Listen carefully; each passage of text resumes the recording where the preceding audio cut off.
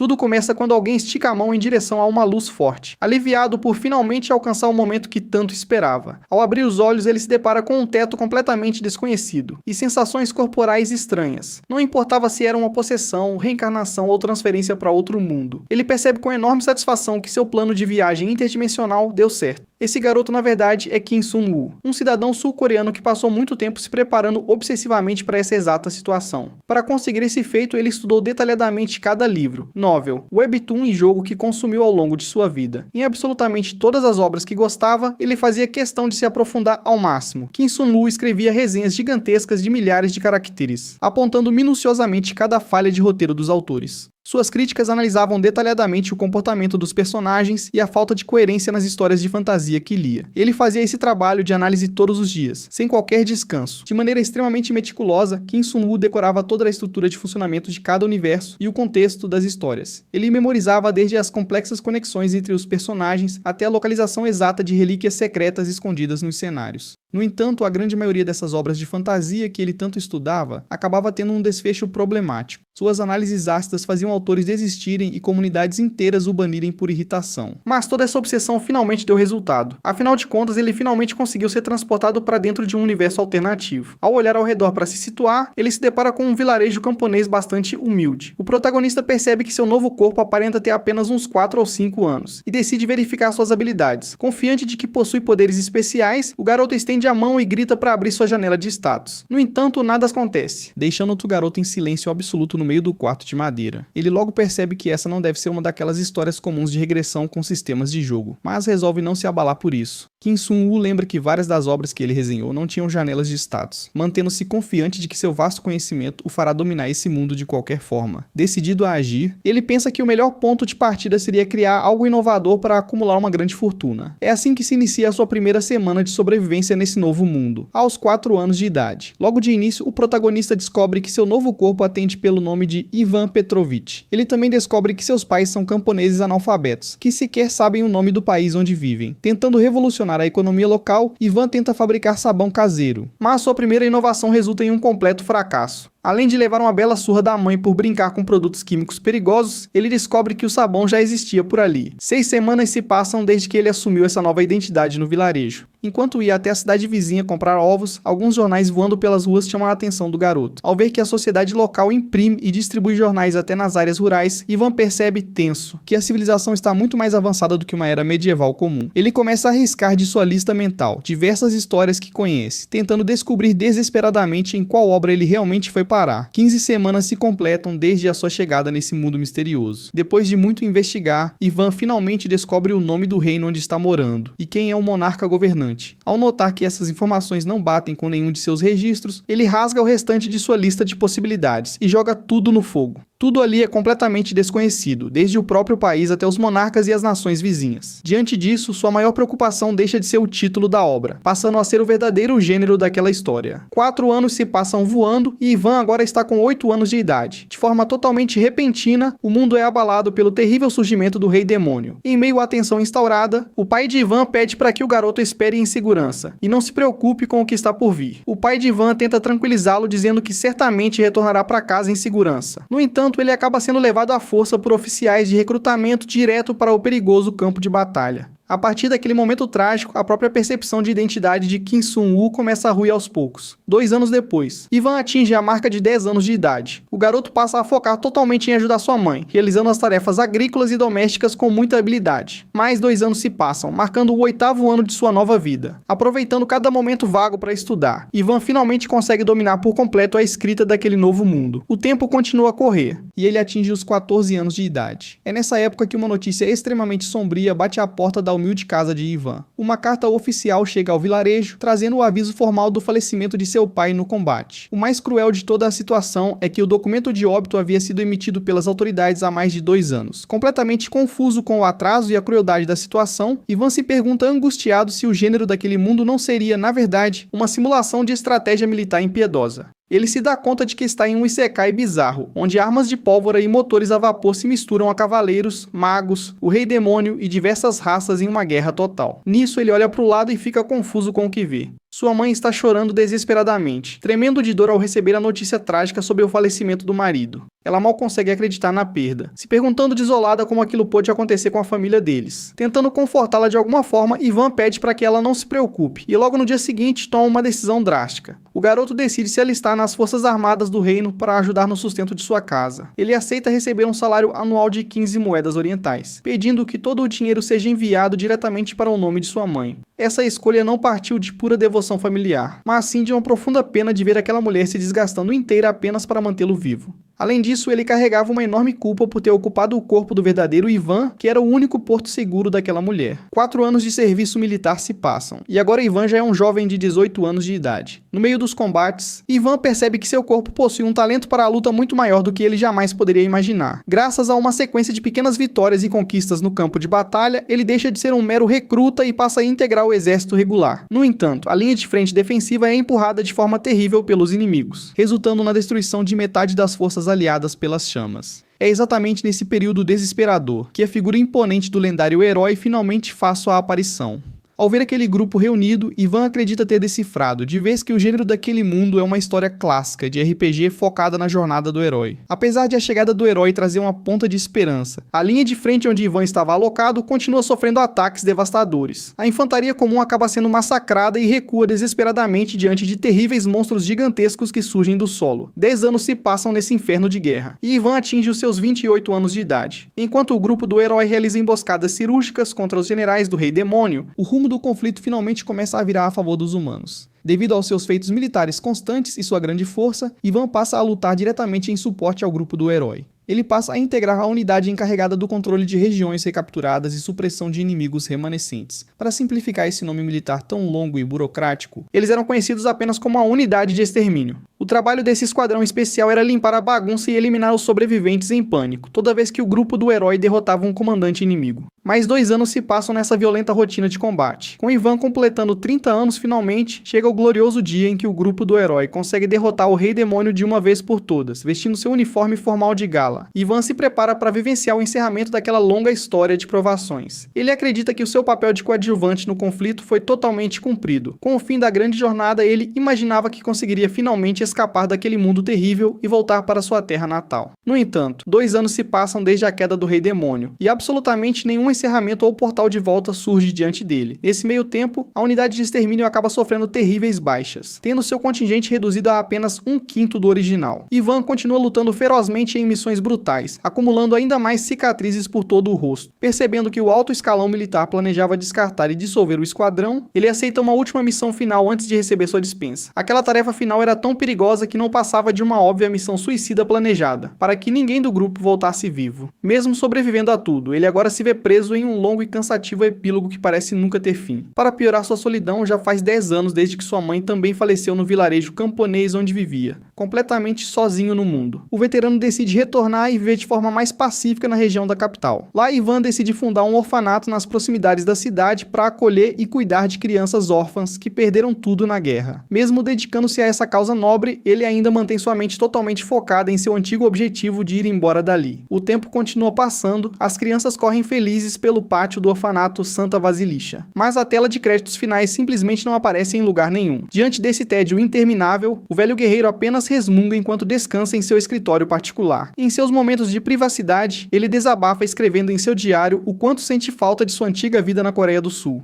A saudade é tanta que ele começa a polistar obsessivamente todas as comidas e bebidas que deseja saborear assim que conseguir retornar para casa. Já se passaram 4 longos anos desde a morte do Rei Demônio e Ivan começa a temer, angustiado, que a condição para o encerramento seja algo absurdo como esperar o herói morrer de velhice. De repente, passos firmes ecoam pelo corredor silencioso em direção ao escritório do orfanato. Ivan imediatamente fica em alerta e se ajeita em sua poltrona ao ouvir a aproximação desconhecida. Seus instintos aguçados de combate reconhecem aquele ritmo específico de caminhada imediatamente, pelo atrito característico do couro, pelo leve cheiro de pólvora no ar e pela cadência exata dos passos. Ele percebe tratar-se de um único soldado extremamente bem treinado. Sem hesitar, ele secretamente saca um de seus machados de arremesso por baixo do casaco, preparando-se para o pior. A porta de madeira do escritório começa a se abrir lentamente com um rangido tenso. Para a surpresa de Ivan, quem entra é Dmitri, um jovem soldado sorridente que o saúda militarmente, feliz por finalmente rever seu antigo veterano de guerra. Segurando firmemente seu machado com um olhar intimidador, Ivan resmunga resmunga que o jovem deveria ter batido antes de entrar, enquanto Dmitri tenta acalmar os ânimos rindo do comportamento tenso e da barba de seu veterano. O veterano logo guarda a arma e pergunta de maneira direta qual é o assunto de negócios que o trouxe até ali, fingindo indignação com a impaciência do antigo chefe. Dmitri estende um envelope lacrado com cera vermelha para iniciar a conversa formal. Ele revela de imediato que se trata de uma correspondência oficial enviada pessoalmente pela própria princesa do reino. Vendo a hesitação e a desconfiança do veterano em abrir o envelope, Dmitri ironiza perguntando se ele acha que o papel está envenenado e insiste para que ele leia de uma vez. Ivan acha graça da possibilidade de uma figura da realeza como a princesa se importar apenas com o bem-estar de um ex-soldado como ele. Afinal, ele conhece muito bem a personalidade fria de Elizaveta Kirilovna Krasilov, apelidada de Lisa de Sangue de Ferro, e sabe que ela jamais mandaria uma carta sem um motivo sério por trás. Dmitri confirma as suspeitas de Ivan e revela que a situação política atual do reino está extremamente complicada e caótica. Ele explica que o ambicioso príncipe herdeiro Alexander está tramando secretamente para fatiar o país em 5 partes e vender todo o território para forças estrangeiras. Enquanto toda essa conspiração acontece nos bastidores, o atual rei permanece completamente inerte e em silêncio no trono. Porém, para tentar conter essa crise diplomática, Dmitri revela com empolgação a existência de uma prestigiosa academia internacional fundada pela Aliança de Reinos durante a guerra. Trata-se da Universidade de Saint-Yans, que este ano está prestes a receber um grupo de calouros e professores muito específico e de extrema importância. Entre os novos alunos está Isabelle, a jovem filha do lendário herói Maximilian. Junto com ela, também ingressará Oscar, o herdeiro do renomado cavaleiro Gilles de Rais. A jovem elfa Elfhera, filha do grande mago Belgreen, é outra que fará parte dessa nova turma. Além delas, a turma contará com Exídice, filha do temível guerreiro furioso Einar, e com a ágil Lucia, a principal discípula do trapaceiro Henrique. Para completar esse cenário único, a própria Santa Patrícia, que fazia parte do antigo grupo de heróis, assumirá como a nova diretora do departamento da universidade. Como a renomada instituição não impõe limites de idade para o ingresso, jovens talentosos e influentes de diversas partes do mundo se prepararam desde cedo para entrar lá. No entanto, Dmitri alerta seriamente que a presença de tantos filhos de heróis em um só lugar representa um risco absurdo para a segurança de todos. Se apenas uma dessas importantes crianças acabar se machucando ou morrendo lá dentro, o país inteiro sofrerá consequências devastadoras de nível internacional. Por conta disso, a missão designada para Ivan é atuar infiltrado para garantir a proteção absoluta de todos esses jovens durante os próximos 3 anos de estudos. Ouvindo tudo aquilo, Ivan se pergunta amargurado por que o final de uma típica história de heróis precisa se tornar algo tão burocrático e cansativo. Ele xinga mentalmente o fato de não ter tido um final feliz comum, sendo obrigado a lidar com intrigas políticas internacionais e uma escola de magia que surgiu do nada. Nisso, um pensamento repentino e chocante atinge a mente de Ivan como um raio. Ele pede um momento para organizar suas memórias sobre as histórias que costumava ler na Coreia. De repente, ele se levanta e bate com as 2 mãos na mesa de madeira com tanta força que assusta Dmitri. Tomado por uma fúria silenciosa, ele pragueja baixinho enquanto descarrega sua força bruta sobre o móvel. Ivan finalmente percebe, chocado, que o verdadeiro gênero daquele mundo nunca foi um RPG clássico, mas sim uma daquelas novelas focadas em disputas de facções dentro de uma academia. Bastante assustado com a reação repentina e intimidadora do veterano, Dmitri pergunta gaguejando se ele está se sentindo bem. Ivan responde com amargura que passou 30 longos anos lutando em uma guerra sangrenta, para descobrir que todo o seu sofrimento foi apenas o prólogo da história real. Tentando conter a raiva diante dessa revelação absurda sobre o destino do seu mundo, ele respira fundo e toma uma decisão prática. Se para ver os créditos finais e voltar para casa ele só precisa garantir que essas crianças se formem vivas, Ivan aceita fazer o que for necessário para encerrar esse longo enredo de uma vez por todas. Ele aceita oficialmente a missão de infiltração, focado em finalmente conseguir sua tão desejada passagem de volta para a Coreia. Enquanto se prepara, Ivan começa a ler os detalhes escritos na carta da princesa, que inicia com um tom surpreendentemente afetuoso e nostálgico em relação a ele. Ela relembra com saudade os tempos em que cuidavam do Jardim Real juntos, e expressa sua mágoa por ele ter partido para o exército, sem se despedir ou olhar para trás. A carta continua com um aviso sombrio, alertando que uma terrível crise política se aproxima, assemelhando-se a um inverno muito mais rigoroso e perigoso do que os anteriores. Ela deixa claro que o destino de muitas vidas e a própria estabilidade do reino dependem das ações de seu mais confiável aliado. A correspondência reforça o enorme respeito que ela possui por ele, chamando-o carinhosamente de seu mais confiável protetor. A princesa promete recompensar qualquer desejo dele de forma generosa e, se isso não for suficiente, garantir sua eterna gratidão e amizade resgate pessoal. Caso todas essas propostas falhem em trazê-lo de volta, ela se diz disposta a usar suas memórias compartilhadas do passado como moeda de troca. Ela finaliza reforçando que o reino ainda precisa desesperadamente de sua força e dedicação, assim como sempre precisou ao longo de toda a história deles. Após terminar de ler as palavras afetuosas de Kirilovna, o ex-soldado dobra a correspondência e começa a resumir a situação de forma prática. O objetivo principal de sua missão é evitar que qualquer um dos importantes herdeiros se machuque ou acabe morrendo durante os próximos 3 anos letivos na universidade. Ainda assimilando o fato de estar preso em uma trama escolar, ele se apega à esperança de que, se cumprir esses últimos 3 anos de provação, seu longo caminho de volta para casa estará concluído. Decidido a começar o planejamento, Ivan pergunta qual dos alvos será o primeiro a chegar na cidade, e Dmitri responde que a filha do bárbaro Einar já está a caminho. Ao ouvir aquele nome familiar, Ivan imediatamente se recorda do temperamento e dos feitos do pai da garota. Embora hoje em dia ele seja conhecido como o grande governante de Droan, Einar foi um valente companheiro que lutou bravamente ao lado do herói na guerra. No entanto, Ivan se recorda dele principalmente como um completo lunático de batalha, que adorava rir de forma ensandecida, enquanto destruía tudo ao redor com seu machado colossal. O guerreiro então se foca nas informações sobre a herdeira daquele guerreiro furioso, que já está a caminho da escola de magia. De volta ao presente, um imponente trem a vapor começa a encostar lentamente na plataforma da estação sob o céu azul. O povo do reino de Droan celebra com muito orgulho e gritaria, dizendo que a herdeira de sangue do grande conquistador Einar irá conquistar absolutamente tudo pela frente. No meio daquela despedida barulhenta na estação, as fofocas começam a circular de que a garota está viajando apenas para se especializar em música de orquestra. Essa é Ezidise, a filha mais velha do bárbaro Einar, que grita irritada defendendo sua paixão pela música clássica, enquanto carrega seu estojo de instrumentos nas costas. Determinada a provar o seu valor para todos os guerreiros céticos de sua terra natal, ela ingressa de cabeça no departamento de música de Sentiansk. Pouco após receber essa grandiosa despedida dos cavaleiros de Droan, o trem segue viagem pelas montanhas geladas, até que 2 dias depois aconteça uma tragédia. A locomotiva acaba descarrilando violentamente e explodindo em chamas no meio do caminho nevado.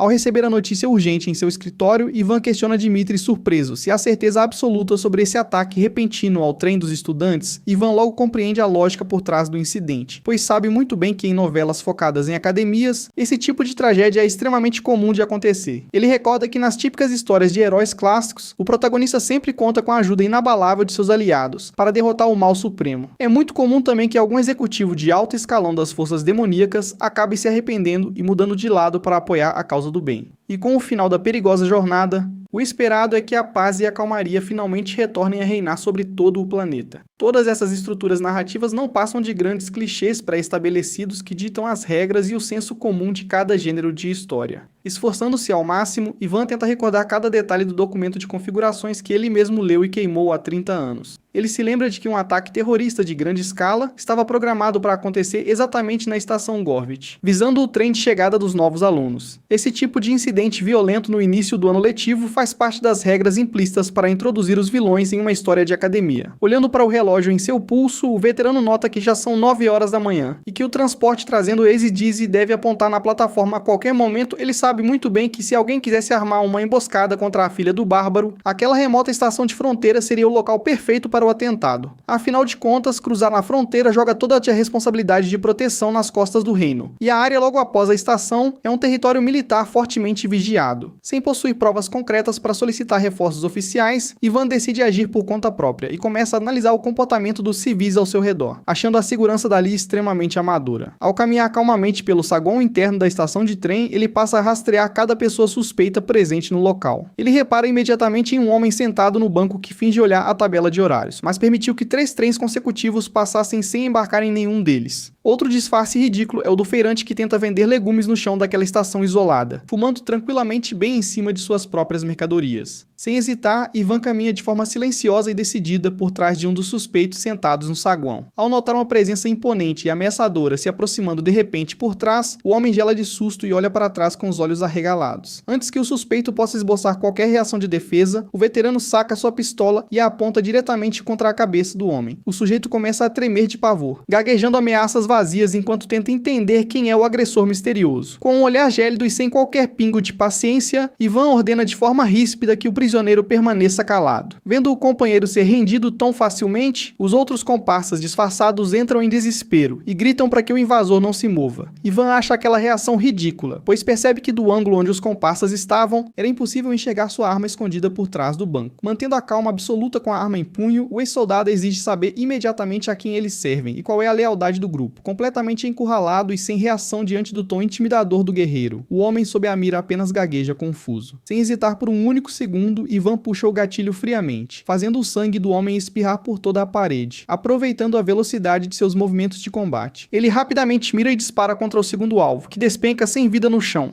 Ele sabe muito bem que agentes treinados do reino teriam declarado sua afiliação imediatamente em vez de gaguejar, confirmando de vez que todos ali são cúmplices do ataque terrorista. Desesperados ao verem seus parceiros de equipe serem abatidos de forma tão brutal, os dois últimos terroristas gritam para atirar contra Ivan de qualquer maneira. Ivan nota a movimentação lenta e amadora deles, tendo certeza de que o grupo não possui qualquer ligação oficial com a monarquia de Krasilov. Os tiros disparados de forma desordenada pelos inimigos acabam atingindo apenas o vento no meio do saguão vazio. Em um piscar de olhos, o veterano surge na frente de um deles e corta fora o braço do oponente com um golpe certeiro e impiedoso de seu machado, sem perder o ritmo devastador do ataque. Ivan avança contra o último adversário e o joga violentamente contra o solo de pedra. Ele desfere golpes rápidos e precisos, anulando por completo qualquer chance de reação de seus oponentes. Ele percebe que aqueles criminosos amadores cometeram o erro fatal de nunca terem enfrentado um guerreiro de elite de verdade em suas vidas. Caído sobre o próprio sangue, o terrorista mutilado grita de desespero e agonia ao perceber que perdeu o braço no confronto. Com total frieza, Ivan avisa ao homem ferido que se ele não estancar a hemorragia imediatamente, acabará morrendo em menos de 3 minutos. Coberto com os respingos de sangue de seus inimigos, o veterano exige saber onde os outros comparsas do grupo terrorista estão escondidos. O homem chora de pavor e revela que existem mais 15 terroristas escondidos logo ali nos trilhos, implorando desesperadamente por sua vida em troca de cooperação.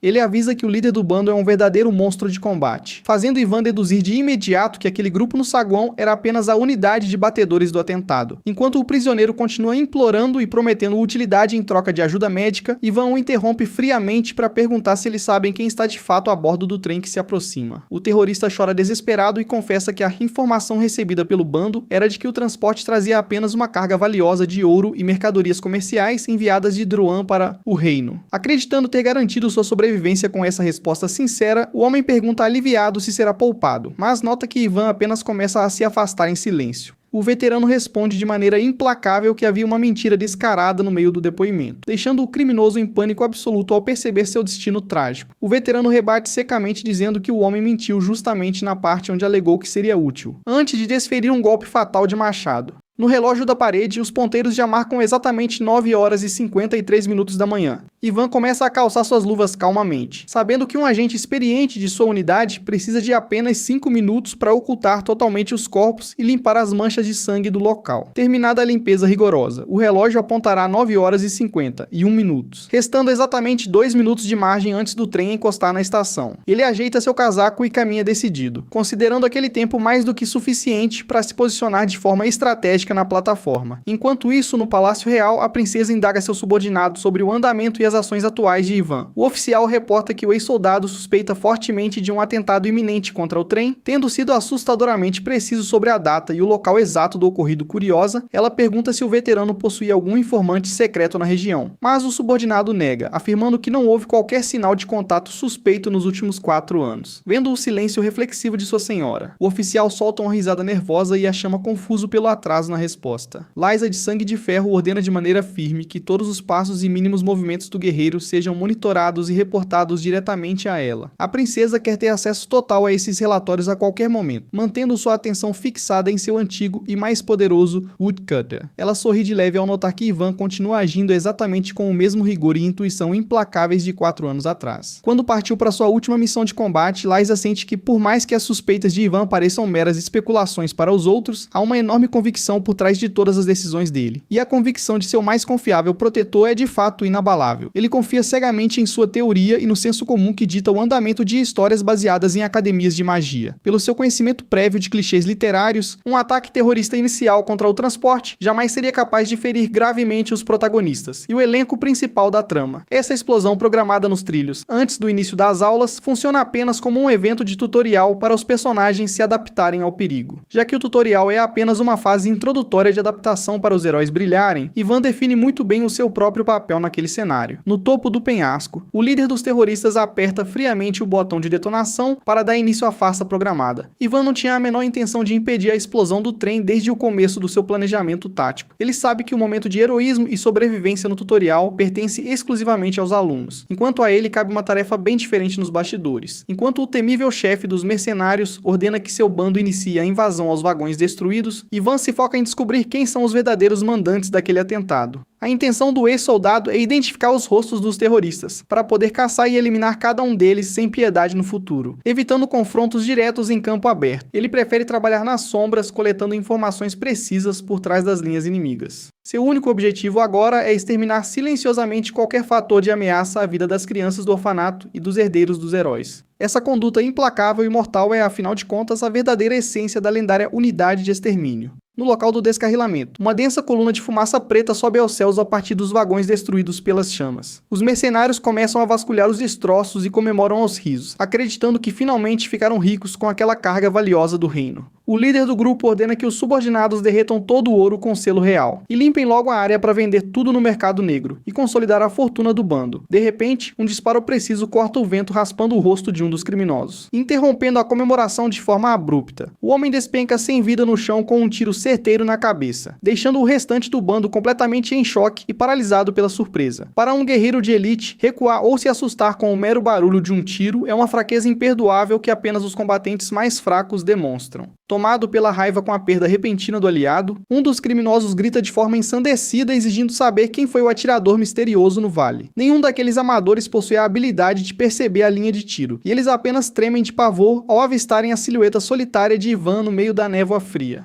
Caminhando de forma lenta e intimidadora em direção ao grupo, o ex-soldado pergunta diretamente quem é o líder dos mercenários. Em pânico total diante daquela presença assustadora, os homens começam a disparar desordenadamente contra Ivan de todas as direções. No entanto, os olhos do experiente combatente brilham intensamente sob a mira das armas inimigas. Graças à sua extraordinária percepção sensorial de combate, Ivan consegue enxergar com clareza milimétrica as linhas de tiro projetadas pelos oponentes. Armas de fogo comuns simplesmente não funcionam contra lutadores que atingiram um patamar lendário de força, pois eles conseguem ler facilmente a intenção assassina em cada disparo. Ele realiza movimentos mínimos e calculados para desviar das balas, que passam zunindo sem conseguir raspar em suas roupas. Embora guerreiros consigam esconder a intenção assassina em combates corpo a corpo infundindo mana, fazer o mesmo com projéteis velozes como balas é uma tarefa extremamente difícil. Por esse motivo, nenhum dos guerreiros de elite do antigo grupo do herói utilizava armas de fogo em suas batalhas reais contra demônios. No entanto, como uma exceção à regra de combate, todos os membros sobreviventes da unidade de extermínio carregam uma pistola como equipamento básico. Eles utilizam essas armas rápidas, não apenas como força bruta, mas sim como uma ferramenta prática para testar os reflexos iniciais dos inimigos. O objetivo primordial do disparo é descartar e eliminar rapidamente os oponentes mais fracos e amadores do campo de batalha. Furioso, ao ver mais um de seus aliados ser abatido em segundos, o robusto líder dos mercenários avança desferindo um violento golpe de faca contra o invasor. Os dois trocam ataques velozes, e o chefe exige saber aos gritos quem enviou um guerreiro tão maldito e habilidoso para atrapalhar os seus planos. Em um movimento rápido e brutal de contra-ataque, Ivan segura o rosto do grandalhão e enfia o cano de sua pistola diretamente na boca do adversário. Com uma força física avassaladora, ele dispara a queima-roupa e arremessa o corpo do líder mercenário contra o chão com total violência. O robusto líder dos mercenários colide pesadamente contra o solo congelado, abrindo uma cratera de impacto na neve e caindo completamente derrotado aos pés de Ivan. O robusto líder cospe sangue e se apoia no chão de joelhos, gemendo de dor diante do impacto violento do ataque de Ivan. Com ódio no olhar, o criminoso racha os dentes e esbraveja que gravou o rosto de Ivan na memória para se vingar no futuro, fazendo o veterano ironizar perguntando se ele realmente é bom em memorizar feições. O ex-soldado responde calmamente que isso na verdade é uma grande sorte para o desenrolar das coisas.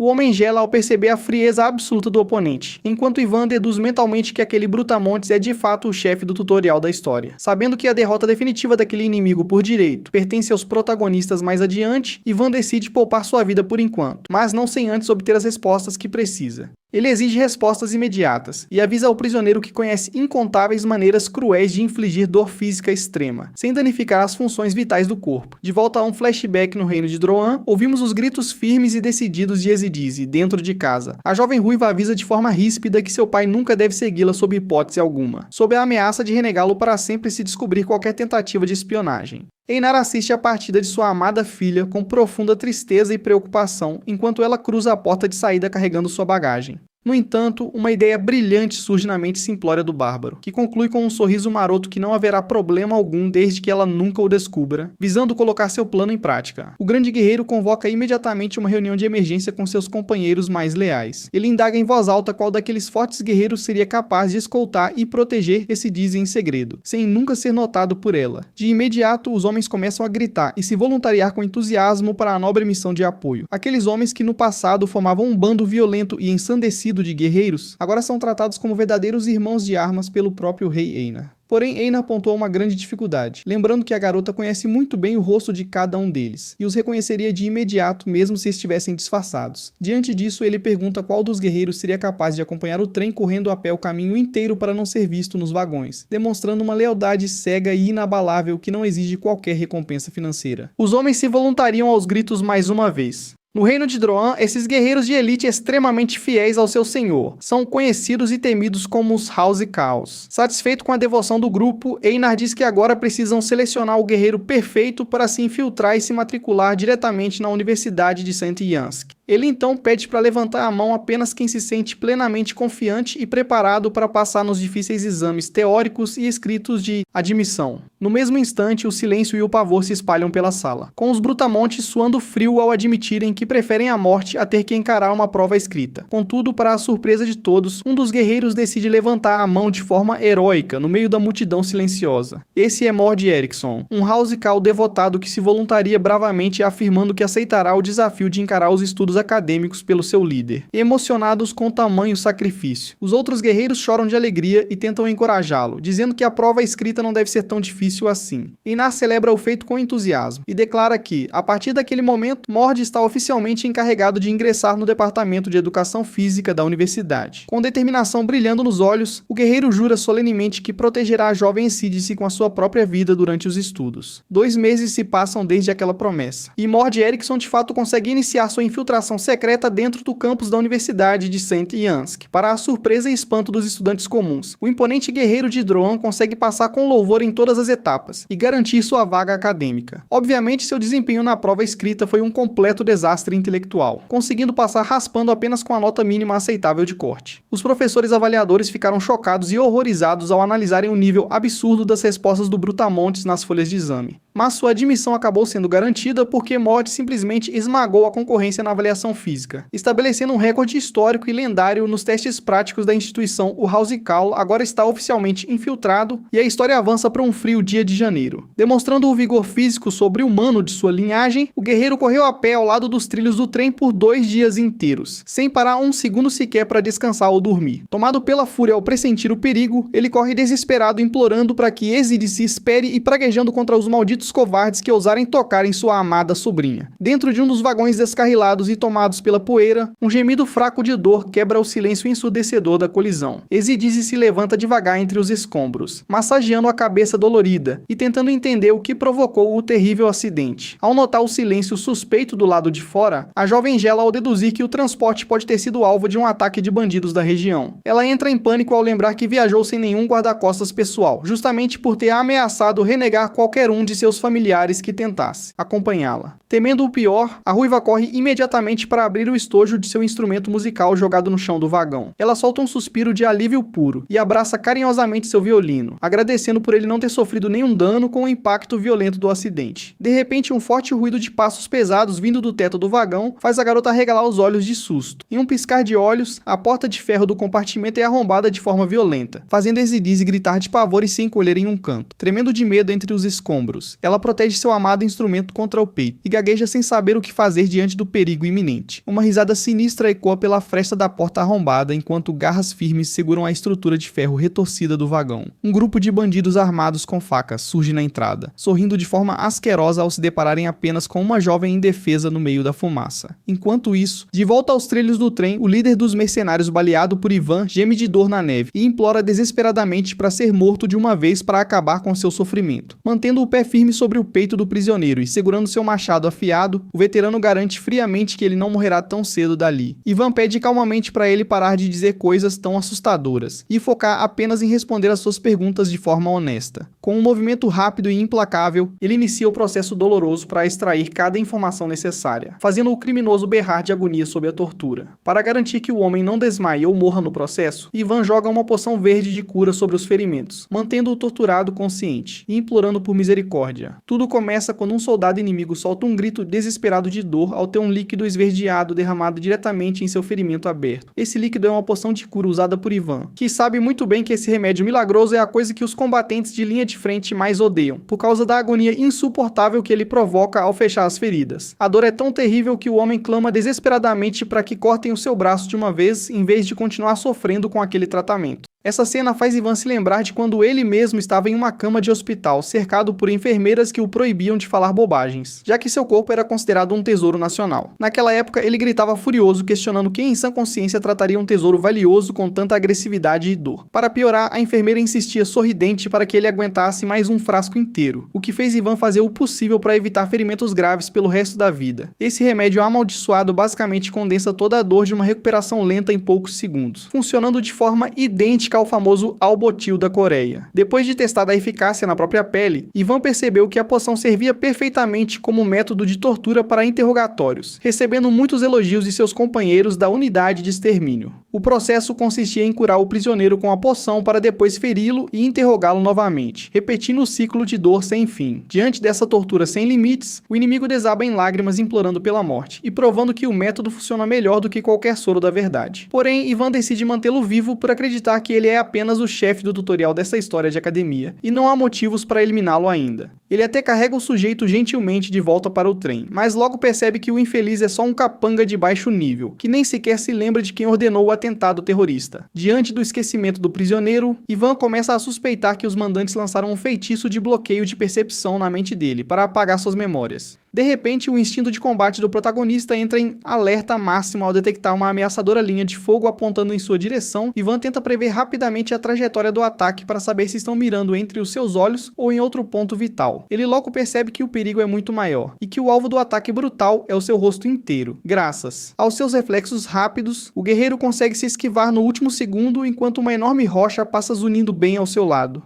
Ao analisar a situação friamente, Ivan percebe que não faz o menor sentido usar sua pistola contra um oponente, que ataca com tanta brutalidade física. Nisso, várias outras pedras colossais começam a voar em sua direção, revelando que a força de arremesso do adversário está muito além do esperado. Os projéteis colossais atingem o solo, gerando uma série de detonações violentas que cobrem todo o local com uma cortina densa de fumaça e destroços. No meio daquela poeira toda, a silhueta de Ivan permanece firme enquanto ele se prepara silenciosamente para enfrentar a ameaça desconhecida. Empunhando seus machados com os olhos brilhando intensamente, ele deduz que o inimigo também possui a habilidade de perceber a linha de fogo. Com uma expressão extremamente séria, o herói exige em voz alta que o oponente finalmente saia das sombras para se revelar. Passos pesados começam a ecoar pelo terreno destruído, enquanto uma figura imponente se aproxima calmamente. O guerreiro misterioso elogia a habilidade de Ivan, mas avisa em tom ameaçador que a brincadeira acabou para ele. É Mord Erickson, que surge emanando uma aura ardente de pura fúria, e o acusa de ter ousado encostar um único dedo em sua amada sobrinha. Ao ver o tamanho e o poder do novo adversário, Ivan percebe que cometeu um erro de julgamento, e que o capanga caído não era o chefe do tutorial, mas sim o tio dele. Sem tempo para explicações, ele apenas firma a pegada em seus machados e se prepara para o combate de verdade. O protagonista se concentra intensamente no oponente, esperando conseguir extrair informações úteis desse homem que claramente é o verdadeiro líder daquela invasão.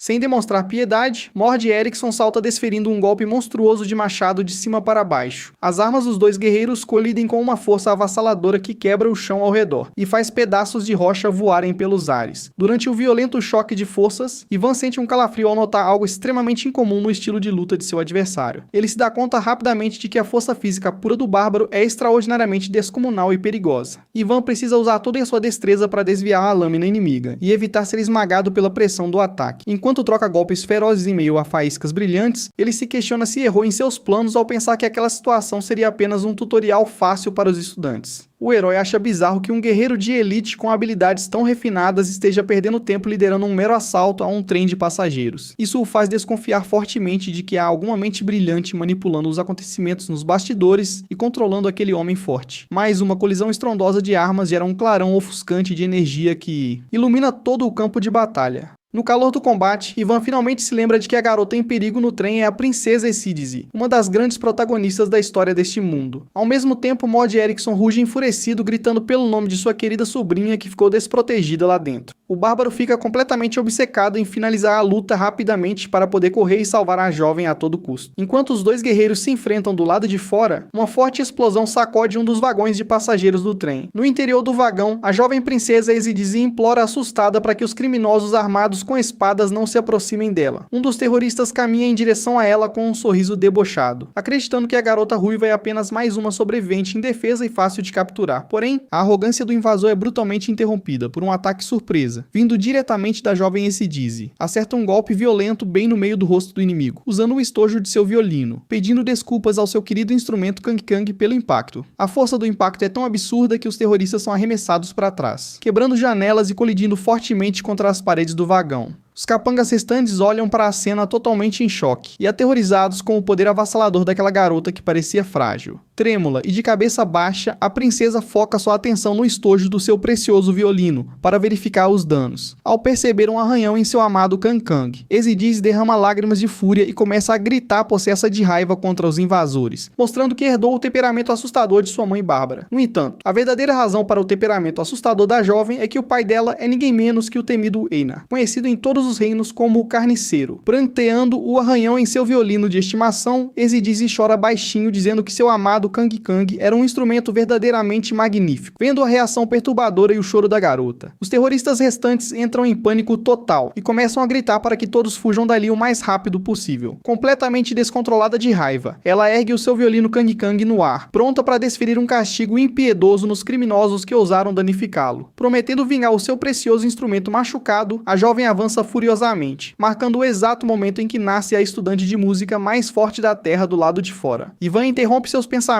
ao escutar os gritos desesperados de socorro, vindos de um dos capangas que foge do trem. O pobre invasor acaba sendo arremessado brutalmente pelos ares com tanta força que sobe aos céus gritando de pavor. Os outros invasores correm desesperados gritando que a garota enlouqueceu, deixando Ivan e Mord Erickson completamente confusos no meio do campo de batalha. Preocupados com o caos repentino, tanto Ivan quanto Mord se perguntam em voz alta se a jovem de cabelos ruivos está em segurança dentro do vagão. Ivan começa a recuar de fininho ao perceber que o capanga em quem derramou a poção de cura mais cedo obviamente não era a sobrinha que o grandalhão tanto queria proteger. Ele se lembra de uma regra clássica dos clichês de romances de academia, em que um roubo de trem nunca mata o protagonista, porque um ajudante misterioso sempre aparece para dar suporte. Mord Erickson encara Ivan de forma desconfiada, perguntando se o herói na verdade não era um aliado daqueles criminosos malditos. Ivan tenta desfazer o mal-entendido, mas o guerreiro bárbaro rebate dizendo que o viu derramando uma poção de cura em um dos terroristas há poucos instantes. Ivan reflete em silêncio que o método de cura rápida era apenas o procedimento padrão de interrogatório que ele usava nos tempos de serviço na unidade de extermínio. Ao explicar calmamente que precisava apenas arrancar informações do prisioneiro, Ivan faz Mord respirar aliviado e rir por ele não ter dito aquilo logo de início. Contudo, a expressão de alívio do bárbaro muda repentinamente ao olhar na direção do trem e notar algo alarmante. Esídize sai do vagão cercada por uma aura de chamas intimidadora e com os olhos brilhando em fúria, fazendo seu tio gritar preocupado pelo seu nome.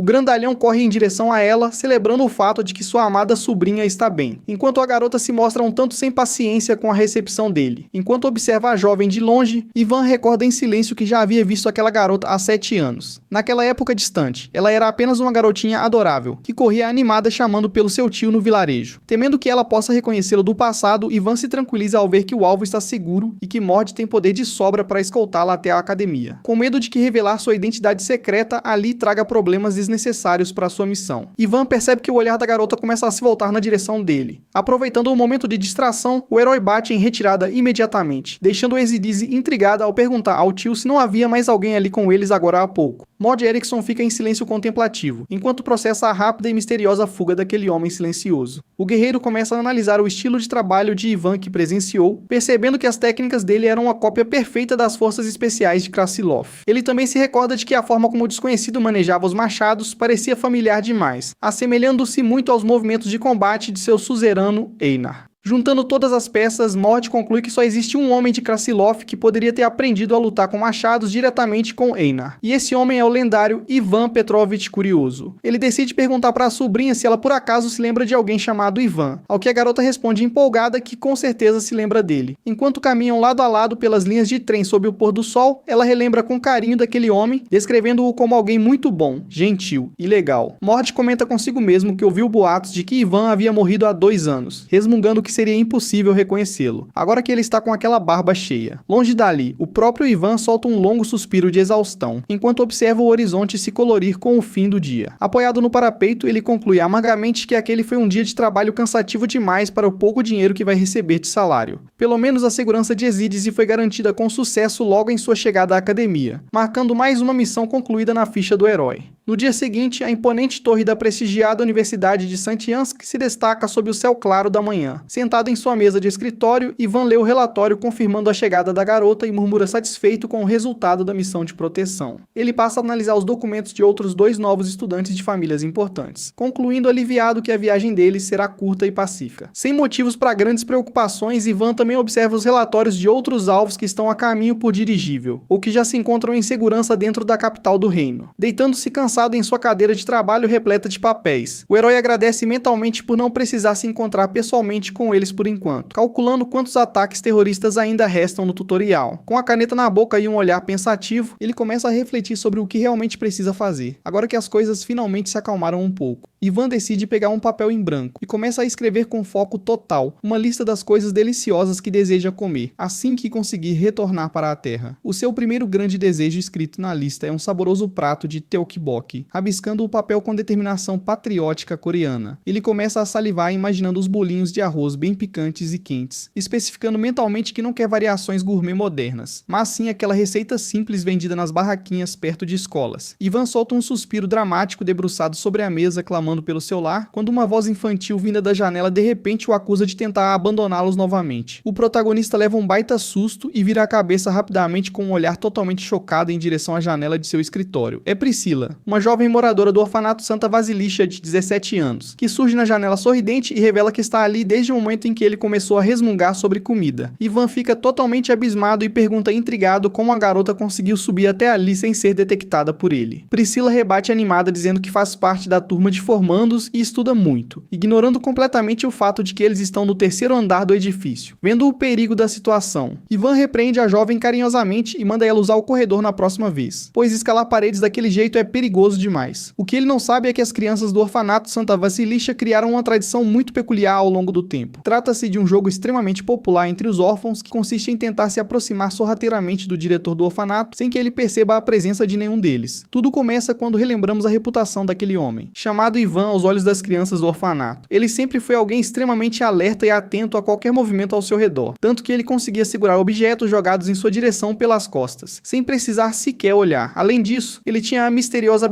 habilidade de encontrar qualquer criança escondida logo na primeira tentativa. Mas, acima de tudo, a sua presença imponente costumava deixar os pequenos completamente paralisados de medo. Só que logo em seguida, Ivan gentilmente tirava o garoto do esconderijo com total facilidade. Apesar de sua aparência assustadora, a sua personalidade era inofensiva, o que o tornava o companheiro de brincadeiras favorito das crianças. Ao ouvir a alegria da garotada, Ivan pensa que se eles conseguirem enganar os seus sentidos aguçados, estarão prontos para qualquer desafio quando crescerem. Ele acredita que assim eles poderão se virar sozinhos no mundo, restando apenas 2 semanas para que o próximo grupo de órfãos embarque no trem. Até que esse dia chegue, ele só quer aproveitar esse breve momento de paz e liberdade. Ou pelo menos era o que ele pensava antes de a tempestade daquela noite mudar tudo. Em um galpão escuro, a jovem Priscila é mantida amarrada a uma cadeira enquanto tenta avisar os sequestradores que o seu diretor vai acabar com eles se descobrir o que fizeram. Os criminosos ignoram o aviso e exigem saber onde uma simples garota aprendeu a ocultar a sua presença de forma tão perfeita. Sem demonstrar medo, Priscila responde alegremente que o responsável por tudo é o seu diretor, Ivan Petrovich. Os capangas se entreolham confusos, tentando lembrar se já ouviram falar de alguém com esse nome. Mas logo em seguida eles começam a rir alto, debochando totalmente da revelação da garota. Um deles zomba dizendo que Ivan Petrovich é simplesmente a combinação de nome e sobrenome mais comum de toda Krasilov. No entanto, uma voz misteriosa vinda das sombras ordena que eles parem imediatamente. Uma mulher de longos cabelos escuros se aproxima e exige que a garota repita exatamente de quem ela estava falando. Assustada com a presença intimidadora da mulher, Priscila gagueja ao confirmar que se trata do seu diretor. A figura assustadora estende a mão, revelando uma marca vermelha na palma, enquanto a jovem apenas sussurra o nome de Ivan. De volta ao orfanato, Ivan ouve o nome completo de sua protegida com uma expressão extremamente séria. As cuidadoras desesperadas explicam que Priscila foi sequestrada e perguntam se ele se lembra da garota. Ivan responde que sim, enquanto analisam a marca de mão deixada nas roupas dela, que traz o símbolo de uma organização muito perigosa. Ele percebe que terá que lidar com a pessoa que menos gostaria de reencontrar neste mundo, o que vai exigir mudanças drásticas em seus planos. Para ele, aquela marca na verdade funciona como uma convocação direta vinda de sua antiga mestre. Afinal de contas, a terrível unidade de extermínio da qual ele fazia parte foi uma criação dela. Ivan se lembra de como aquela mulher audaciosa havia anunciado que iria se aposentar de suas atividades, mas na verdade ela estava secretamente montando um novo esquadrão de assassinatos, sob o codinome de Lâmina Sombria Henrique. Sabendo que o covil de Henrique fica nos esgotos do sul de Prizencaia, Ivan decide invadir o local sozinho.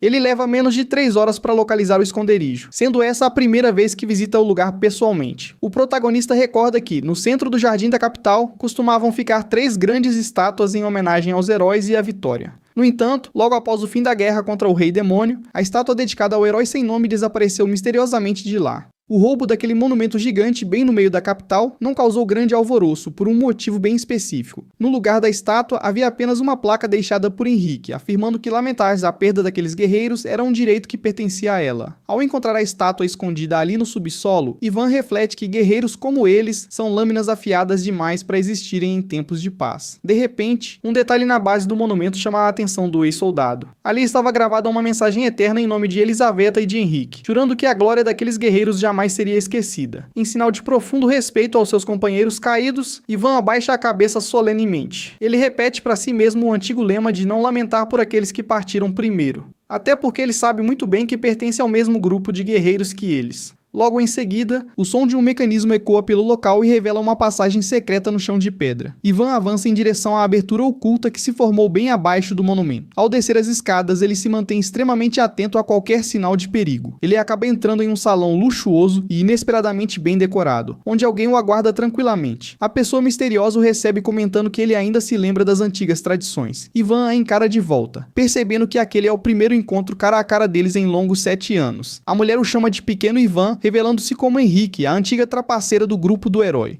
Há um século, ela havia traído o vampiro que a transformou e acabou com o surto de monstros na região, passando a viver sob o pretexto de realizar contratos de assassinato. Além disso, ela foi a grande mentora por trás da unidade de extermínio e a pessoa que Ivan reconhece como sua soberana absoluta. Enquanto observa a reação de seu antigo subordinado, Henrique comenta em tom provocativo que ele não tomou sequer um gole do café que foi servido. Ivan apenas olha para a xícara, enquanto ela questiona se ele teme que a bebida esteja envenenada, ao que ele responde que não se importa se esfriar, já que veio de uma terra onde as pessoas costumam tomar café gelado. Indo direto ao ponto, Ivan pergunta onde está Priscila, fazendo a mulher rir e comentar que ele sempre foi alguém muito apressado e direto. Mesmo diante do clima tenso, ela pede para que ele não guarde tanta hostilidade em seu coração. Henrique exibe um sorriso com presas afiadas e diz que toda essa agressividade desnecessária o faz parecer um amador. Nesse momento, a pressão no ambiente aumenta e Ivan instintivamente se prepara para agir, sentindo o peso da presença dela. Com um olhar frio e felino, a lendária guerreira o lembra de uma de suas antigas lições, enfatizando que a hostilidade é uma fraqueza exclusiva das presas. Ela garante que ele não precisa se preocupar com Priscila, revelando que a jovem está segura e que ela ainda não a mordeu. Contudo, uma avassaladora intenção assassina em forma de serpente vermelha começa a serpentear ao redor de Ivan, deixando-o completamente em alerta. Usando todo o seu poder intimidador, Henrique exige que o protagonista comece a responder às suas perguntas. A terrível aura em forma de cobra avança enquanto ela questiona qual é o verdadeiro plano que ele está tramando. Com uma expressão de pura fúria, a mulher quer saber o que ele ganha ao reunir tantas crianças órfãs sob a sua asa.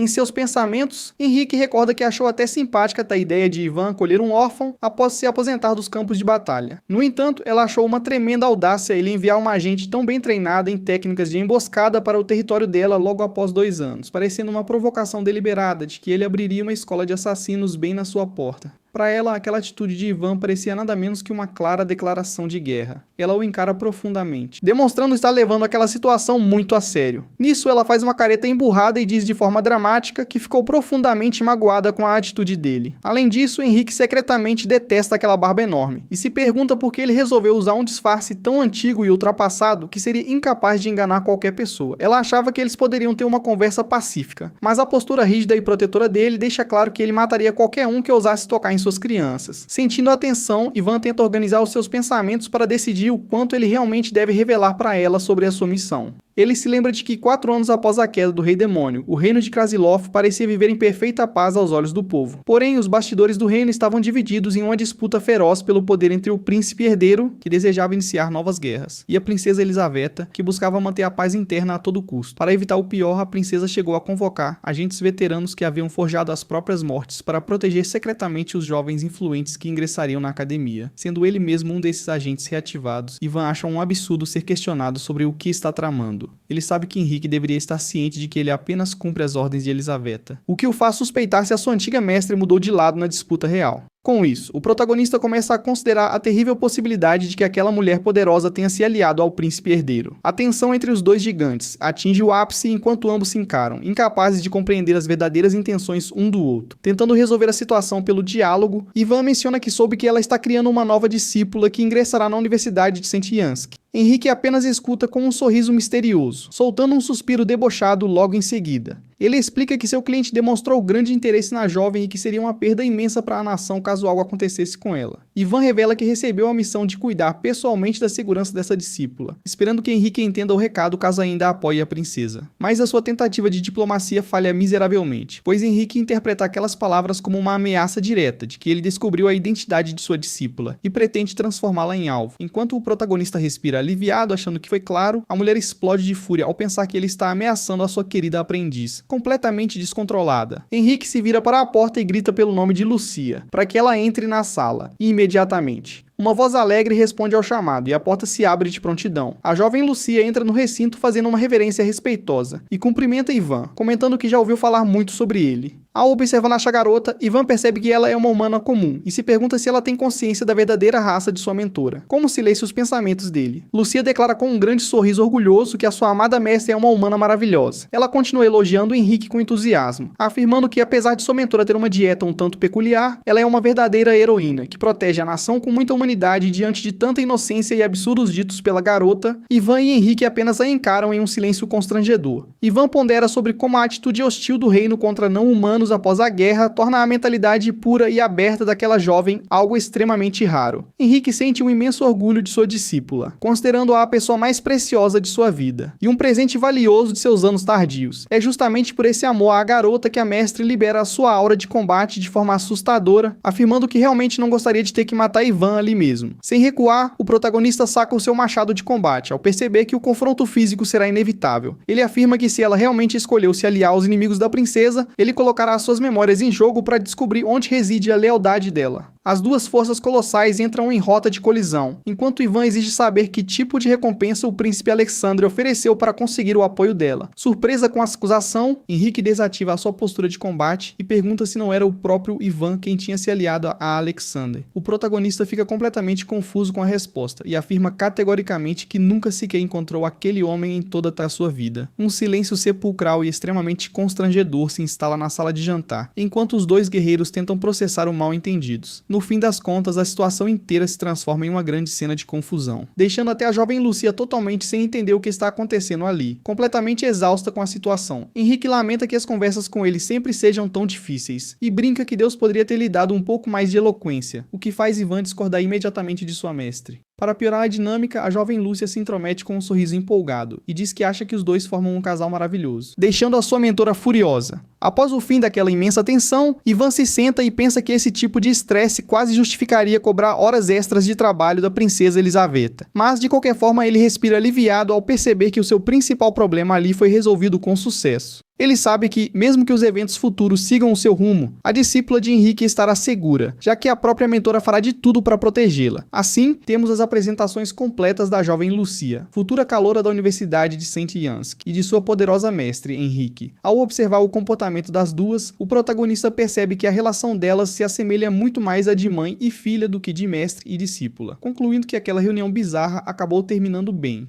Antes de se despedirem, Henrique questiona por que ele ensinou técnicas de emboscada para os órfãos. Mas Ivan esclarece que nunca ensinou nada disso, e que as crianças apenas se esforçaram por conta própria para conseguirem emprego após a graduação. Algum tempo depois, Ivan caminha de volta para casa ao lado de Priscila, percebendo pela longa caminhada o quão longe o esconderijo ficava do orfanato. Enquanto caminham sob o pôr do sol, ele tenta entender o que motivou a garota a ir até um lugar tão perigoso e acabar chamando a atenção dos subordinados de Henrique. É quando Priscila quebra o silêncio e o chama timidamente, recebendo a atenção atenta de seu diretor. Com lágrimas nos olhos, a jovem pergunta se por um acaso ele estaria se preparando para ir embora e deixá-los para trás. O protagonista recorda que após passar 2 anos dedicados apenas ao orfanato, ele começou a receber visitas constantes de um agente do governo e a se ausentar com frequência. Além disso, ele costumava escrever listas com as comidas de sua terra natal que sentia falta e que desejava comer quando voltasse, o que deve ter alimentado o medo da garota de ser abandonada. Mas Ivan logo percebe que a verdadeira razão para a preocupação dela pode ser algo muito mais profundo. Ele se dá conta de que, sem querer, pode ter deixado transparecer os seus sentimentos mais íntimos de querer partir dali um dia. De repente, o ex-soldado é tirado de seus pensamentos ao ouvir o choro doloroso da jovem ao seu lado. Aos prantos, Priscila implora para que o diretor não os deixe, revelando o medo desesperador de que todos fiquem desamparados caso ele desapareça. Nesse momento, a ficha cai para Ivan, que compreende que aquela órfã de guerra simplesmente teve pavor de perder o único lar seguro que conhecia. Foi por esse pânico que ela correu até o centro da cidade para tentar arrumar um emprego. Por ter passos naturalmente silenciosos, acabou sendo confundida com uma agente de elite. Sentindo-se culpado pelo mal-entendido, ele a conforta enquanto a garota, soluçando, implora para saber para onde ele pretende ir. O protagonista reconhece que realmente deseja deixar este mundo de fantasia e voltar para casa, mas sabe que não pode fazer isso agora. Ele olha para a menina com ternura e toma uma decisão importante sobre o seu futuro. Ivan revela que está indo apenas para a Universidade de Saint-Yansk e garante que não há motivo para preocupação, pois ele voltará para visitá-los com muita frequência. Ouvir aquilo faz um sorriso aliviado surgir no rosto banhado de lágrimas de Priscila, enquanto o diretor aceita que não pode simplesmente abandonar tudo de uma hora para outra.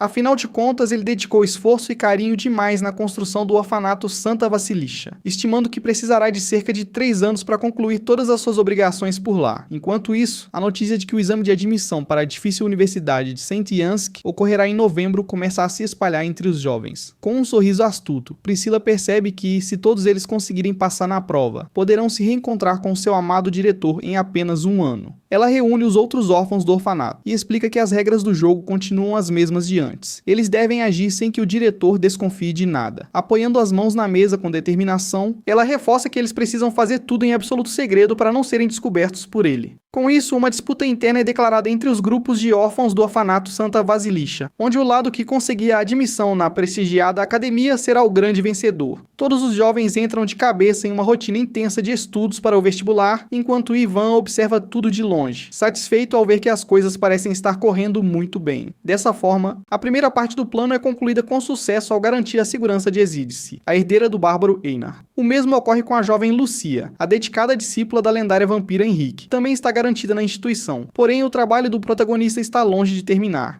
pois novas figuras importantes começam a se movimentar pelo continente. Tudo começa a mudar quando um imponente trem a vapor avança pelos trilhos em direção à capital. O foco da história agora se volta para uma bela e reluzente espada de prata, guardada dentro de uma das cabines de passageiros. Sentada à janela e observando a paisagem com um olhar distante, conhecemos a jovem Isabelle. Ela é ninguém menos que a filha do lendário herói que liderou a humanidade na Grande Guerra do passado. Para entender a origem de seu legado, precisamos lembrar que o grupo original do herói funcionava na verdade como um esquadrão de extermínio altamente letal. Como o objetivo deles era se infiltrar profundamente em território inimigo para decapitar os líderes do exército do Rei Demônio, as suas táticas precisavam ser impecáveis. Para que os seus ataques surtissem efeito contra forças tão devastadoras, a discrição absoluta era a sua principal arma de sobrevivência. No entanto, o próprio herói do passado costumava agir de maneira completamente oposta ao que se esperava de um assassino furtivo. Ele costumava avançar de peito aberto contra os perigos com um sorriso no rosto, deixando os seus companheiros desesperados com a sua aparente falta de juízo. Tanto que a guerreira elfa do grupo vivia reclamando de sua imprudência, questionando por que ele não saía gritando logo pra todo mundo que o maior herói da humanidade estava ali. Mas a sua bronca é interrompida quando ela percebe uma movimentação estranha vindo de trás dos arbustos. De repente, um cavaleiro com armadura dourada e brilhante surge atacando de forma selvagem e gritando que jamais aceitaria ser derrotado. Diante da imensa destruição causada pelo choque de técnicas espalhafatosas, a elfa entra em desespero ao ver que nenhum dos dois sabe o real significado de agir com discrição. O cavaleiro dourado chamado Gilberry comemora a vitória dizendo que o combate serviu como um ótimo aquecimento, ignorando completamente o fato de ter quebrado o próprio pulso com a força do golpe. Sem paciência para as palhaçadas do guerreiro, a elfa pede para que a sacerdotisa Patrícia cure os ferimentos dele de uma vez por todas, enquanto a maga reclama da falta de modos com que foi solicitada. Tudo começa quando nos lembramos da risada confiante do rei bárbaro Einar durante a guerra do passado. Ele adorava estufar o peito e gritar que os homens de Droan vivem para deixar sua marca no mundo, ignorando completamente os apelos desesperados de seus companheiros para que ele não fizesse nenhuma loucura. Como resultado de suas ações impensadas, o céu noturno acabou sendo cortado em vários pedaços de forma devastadora. O estrondo colossal do ataque ecoou por toda a região, destruindo parte do cenário montanhoso. Logo em seguida, hordas intermináveis de monstros furiosos começaram a surgir da fenda como se tivessem tido o seu ninho completamente violado. Ivan recorda perfeitamente de como aquela fuga desesperada do exército inimigo foi um dos momentos mais ridículos e perigosos de sua juventude. Naquela mesma noite, a fenda aberta no céu revelou uma única estrela brilhando intensamente, bem no centro do corte. Ao ver aquela luz, o lendário herói apontou o dedo indicador em direção ao céu estrelado. Com um sorriso bobo no rosto machucado, Maximilian orgulhosamente proclamou que havia partido o céu, demonstrando o tipo de homem excêntrico que ele realmente era. O guerreiro Gilbert tentou zombar dizendo que cortou ainda mais, enquanto o bárbaro Einar se gabou logo em seguida de ter partido uma montanha inteira ao meio. Einar argumentou que cortar algo com forma física era um feito muito maior do que cortar o próprio vento, mas a elfa do grupo logo o mandou calar a boca, dizendo que usar termos difíceis não o tornava mais inteligente. Para o protagonista, o grupo do herói não passava de um bando de lunáticos descontrolados, que viviam brigando e se agredindo por qualquer bobagem. E sem sombra de dúvidas, Maximilian era o mais insano de todos eles, mas também o que brilhava com mais força nos momentos decisivos. Afinal, ele era o tipo de homem que arriscaria a vida de todos apenas para rasgar o céu noturno sem nenhum motivo estratégico real. Mais tarde, ao ser questionado, o herói simplesmente admitiu que fez aquilo apenas porque queria ver as estrelas com mais clareza. Um motivo fútil que fez Ivan passar a detestá-lo profundamente. Esse homem extraordinário acabou derrotando o Rei Demônio há 4 anos, e logo depois desapareceu sem deixar rastros, cortando qualquer tipo de contato com o mundo exterior. O problema é que, embora as pessoas ainda se lembrem do herói lendário, todos parecem estar esquecendo a verdadeira identidade da pessoa por trás do título de Maximilian. De volta ao presente, dentro do trem, um dos agentes novatos pergunta timidamente a Ivan se há algo de errado ou se ele está se sentindo desconfortável com a viagem. Ivan apenas olha para os homens de terno amontoados no vagão e se prepara para dar um sermão daqueles em todos eles. Ele solta um longo suspiro ao perceber que acabou se envolvendo em mais uma situação extremamente irritante e desnecessária. Tudo começou no dia em que ele retornou ao quartel após impedir o ataque planejado por Ezidice, quando os novatos ficaram surpresos de que a ameaça realmente era real. Na ocasião, o comandante militar ficou chocado com a precisão cirúrgica de Ivan ao prever a data, a hora e o local exato do atentado. O oficial, completamente entusiasmado, segurou as mãos do protagonista e prometeu enviar 5 agentes de elite para auxiliá-lo em suas próximas missões. Aquela reação exagerada era perfeitamente natural, já que um soldado aposentado há 4 anos havia antecipado um ataque contra figuras importantes do governo, sem qualquer explicação lógica.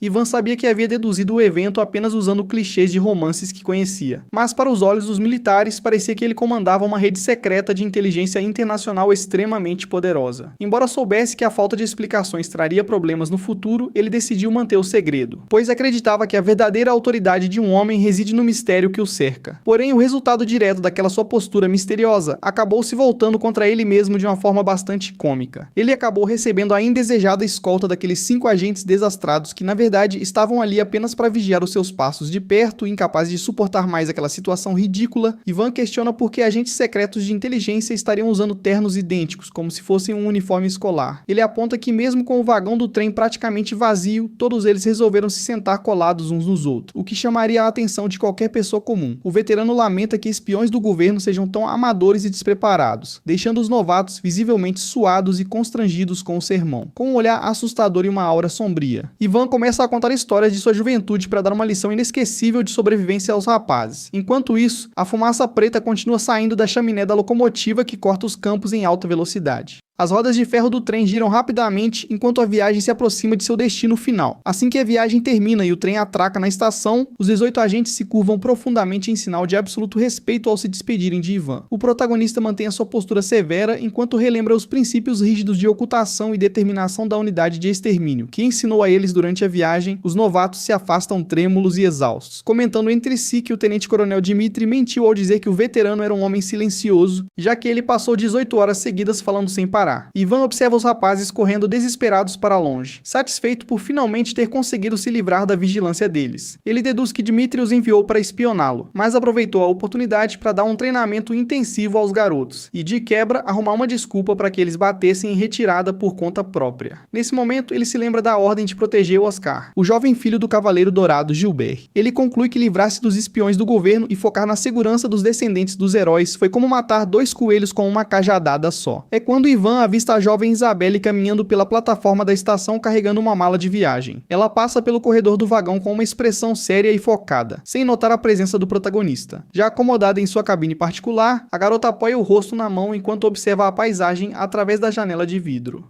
O seu acompanhante tenta confortá-la de forma gentil, pedindo para que ela não se preocupe e garantindo que o seu senhor sempre esteve ao lado dela. No entanto, antes mesmo que o homem termine de falar, Isabelle afasta a mão dele bruscamente com um tapa violento, com os olhos brilhando em um tom azul gelado de pura fúria. Ela ordena que o servo inútil calhe a boca imediatamente. O homem tenta se desculpar visivelmente sem graça, mas a jovem herdeira exige rispidamente que ele suma da sua frente de uma vez por todas. Enquanto o servo se retira sob os seus xingamentos sussurrados de desprezo, ela volta a focar a sua atenção na paisagem do lado de fora. Do lado de fora da cabine, o homem fecha a porta deslizante mantendo uma expressão misteriosa e silenciosa no rosto. Assim que a porta se fecha, o semblante do criado muda completamente para uma expressão de pura fúria e ressentimento. Enquanto isso, no vagão comum, a viagem do trem que partiu de Saint-Martin continuou seu rumo de forma tranquila. A locomotiva expressa viaja em direção à capital cortando uma região bastante perigosa, que costumava ser a linha de frente contra o exército dos demônios. Justamente por passar perto de tantas áreas de conflito, a maior parte do trajeto é composta por zonas militares altamente guardadas, o que reduz drasticamente as opções de rotas perigosas. Ivan analisa o mapa ferroviário e calcula que de todas as 30 estações do caminho, existem apenas 3 pontos específicos onde um ataque terrorista seria logisticamente viável. O trem atravessa o primeiro trecho crítico durante o pôr do sol, um local ideal para uma emboscada perfeita, mas surpreendentemente nada acontece. A noite cai e a locomotiva cruza com sucesso o segundo trecho perigoso, uma área aberta perfeita para a ação de saqueadores, mas o silêncio continua reinando no trajeto. Com isso, o protagonista discretamente mantém a sua mão firme no cabo de sua pistola por baixo do sobretudo, preparando-se para o pior. Ele sabe que o trem acaba de entrar no terceiro e último trecho propício para uma ação inimiga. No entanto, os minutos passam de forma lenta e monótona, com os passageiros apenas balançando calmamente com o movimento constante dos vagões. O silêncio absoluto e a aparente calmaria começam a incomodar profundamente o ex-soldado. Ivan começa a se questionar se errou em seus cálculos, e se aquele clichê clássico de atentado ao trem não passava de uma falsa suposição de sua cabeça. Ele tenta entender se o incidente anterior com esse Dizzy foi apenas uma grande coincidência, mas recusa-se a acreditar que a estrutura daquela história de academia tenha mudado de repente. De repente, o pavor de que aquela realidade não siga as regras habituais de um romance escolar o deixa extremamente tenso. Em seus pensamentos, o jovem coreano que reencarnou naquele corpo se pergunta com desespero se este maldito mundo de fantasia sequer possui um final programado. Mas a sua crise existencial é subitamente interrompida quando as pessoas na estação final entram em pânico ao verem um homem barbudo e assustador empunhando uma arma no meio da plataforma. Ivan se recorda da figura do herói e se questiona se o final feliz daquela história era destinado apenas para o protagonista, cogitando se Maximilian na verdade não se isolou do mundo, mas sim retornou para a sua própria realidade após vencer a guerra. Ele tenta imaginar o que teria acontecido com as pessoas e o destino daquele mundo de fantasia após serem deixados para trás pelo salvador da pátria. E, o mais importante de tudo, o que aconteceria com ele mesmo caso ficasse preso ali para sempre. Do lado de fora, a locomotiva a vapor finalmente para na plataforma silenciosa e escura da estação. Ivan sente uma fúria crescente contra o seu destino, recusando-se a aceitar a ideia de passar o resto de seus dias preso naquele universo cruel e pré-moderno. Tudo o que a sua alma cansada deseja é largar toda aquela responsabilidade e voltar para a sua antiga vida confortável na Coreia, onde poderia apenas dormir em uma cama quente e consumir entretenimento por uma semana inteira. Ele grita mentalmente de desespero contra a falta de conforto, lazer e saneamento básico que imperam naquele maldito mundo de fantasia medieval. Tomado por uma angústia asfixiante, a sua mente implora desesperadamente por uma rota de fuga. Mas bem no meio de seu colapso interno, a percepção de Ivan o alerta para uma mudança brusca e violenta na atmosfera ao redor. O reflexo de seus pensamentos angustiantes é estilhaçado por um impacto ensurdecedor vindo do vagão. Uma explosão colossal e mágica rasga a estrutura do trem, lançando fogo e estilhaços de metal para todos os lados. O vagão de passageiros é completamente destruído pela força devastadora do ataque surpresa. O trem se parte ao meio de maneira violenta, enquanto uma imensa bola de fogo engole o restante da estrutura ferroviária desgovernados. Os vagões começam a despencar em direção ao abismo em um cenário de pura destruição. No meio de todo aquele caos, a personalidade frágil do jovem coreano desaparece por completo, para dar lugar ao instinto de sobrevivência do guerreiro calejado, enquanto Isabelle cai no vazio soltando um grito desesperado. Ivan assume o controle absoluto da situação, sentindo a sua mente, o seu coração e os seus movimentos esfriarem instantaneamente como o aço de uma lâmina. A sua mente se torna tão fria e implacável quanto o inverno rigoroso de Krasilov, ou a noite eterna que ele enfrentou na guerra. Ele se move de forma silenciosa, precisa e calculista, percebendo com satisfação que a sua previsão sobre o ataque terrorista não estava errada, e que o teste de fogo apenas começou. Com movimentos ágeis, que salta em meio aos destroços sob a luz imponente de uma lua cheia gigante no céu. Exibindo um sorriso selvagem e obstinado no rosto, o ex-soldado se prepara para garantir que, não importa o que aconteça, aquele mundo de fantasia terá o desfecho que ele planejou. O silêncio retorna ao vale de forma sombria, restando apenas os destroços retorcidos e fumegantes do trem espalhados pela encosta. Dentro de um dos vagões que resistiu à queda, a fumaça espessa e a poeira cobrem todo o ambiente destruído. Isabelle jaz caída no chão frio da cabine, soltando um gemido fraco de dor ao tentar recuperar suas forças. Ela abre os olhos lentamente, piscando com dificuldade sem compreender a gravidade do desastre que acabou de acontecer. Ofegante e gravemente ferido, o seu criado se aproxima para segurá-la, perguntando com preocupação se ela está recuperando a consciência. Ao olhar para cima, a garota regala os olhos em completo estado de choque, ao perceber a situação real dele. O homem está completamente ensanguentado e machucado, tendo usado o próprio corpo para protegê-la de ser esmagada pelos destroços pesados do teto. A imagem dele ferido faz Isabelle recordar instantaneamente de todas as vezes em que o tratou com frieza e desdém absoluto. Sem conseguir conter a angústia, ela grita perguntando por que ele cometeria a loucura de arriscar a própria vida para salvá-la. Segurando uma viga pesada que ameaça desabar a qualquer momento, o servo implora para que ela o abandone ali mesmo e fuja o mais rápido possível antes que os inimigos a encontrem. Isabelle chora amargamente e questiona a inteligência dele, lembrando-o de que ele deveria odiá-la por tudo o que ela o fez passar. Ela pergunta se ele agiu assim apenas por temer a fúria do herói lendário caso a filha dele morresse, enfatizando com desespero que o seu pai nunca se importou com a vida de ninguém. O homem apenas a encara com um olhar terno e cansado, murmurando baixinho que já sabia perfeitamente de toda aquela verdade. Antes de perder os sentidos nos braços da jovem, ele confessa que nunca agiu para chamar a atenção do lendário herói, mas sim pelo simples fato de ela ser a filha dele e a pessoa quem jurou proteger até o fim. Tudo indica que Isabelle é o legado de esperança deixado pelo lendário herói Maximilian Dian. August continua sustentando os escombros pesados com o próprio corpo para proteger a jovem, e diz que ela é essa esperança. Isabelle fica completamente sem entender o que o cavaleiro quer dizer, e tenta questionar a afirmação dele. Nesse momento, Ivan se aproxima e admite estar impressionado com a determinação do cavaleiro. O protagonista então usa sua força descomunal para erguer os destroços que esmagavam Diane August, fazendo o cavaleiro gemer com um alívio repentino. Ivan pergunta o nome do heróico protetor, e o homem ferido responde que se chama Diane August. Quando o cavaleiro pergunta quem é o salvador deles, o protagonista se apresenta simplesmente como Ivan Petrovich. Ao ser questionado se realmente quer continuar vivo, Diane August respira com extrema dificuldade e confirma que deseja sobreviver. Com a resposta positiva, Ivan remove a rolha de um frasco contendo sua poção de cura alquímica. Ele apenas avisa que o processo de recuperação vai causar uma dor absurdamente forte. O sofrimento de Diane August ao receber o líquido é tão extremo que os gritos ecoam por toda a Almeria, embora Isabelle prefira lembrar daquilo como uma demonstração pura de força de vontade. Na verdade, Ivan aproveita o momento para usar a poção dolorosa em um dos inimigos capturados como método de interrogatório, fazendo o homem implorar pela morte e confessar tudo. Diane August se levanta totalmente recuperado, mas visivelmente perturbado pela brutalidade que acabou de presenciar e chama por Isabelle. Diante das provocações do inimigo sobre ela ser a filha do herói, Isabelle perde o controle e desfere um soco extremamente extremamente violento. O golpe acaba acertando em cheio o rosto de Diane August, deixando sua bochecha completamente inchada. O impacto foi tão forte que o cavaleiro regride mentalmente a um estado infantil, fazendo Ivan repreender Isabelle pela atitude impensada. Retomando o foco, Ivan avisa que os inimigos que planejaram a emboscada na montanha logo descerão, e ordena que Isabelle carregue o cavaleiro, enquanto ele cuida da luta.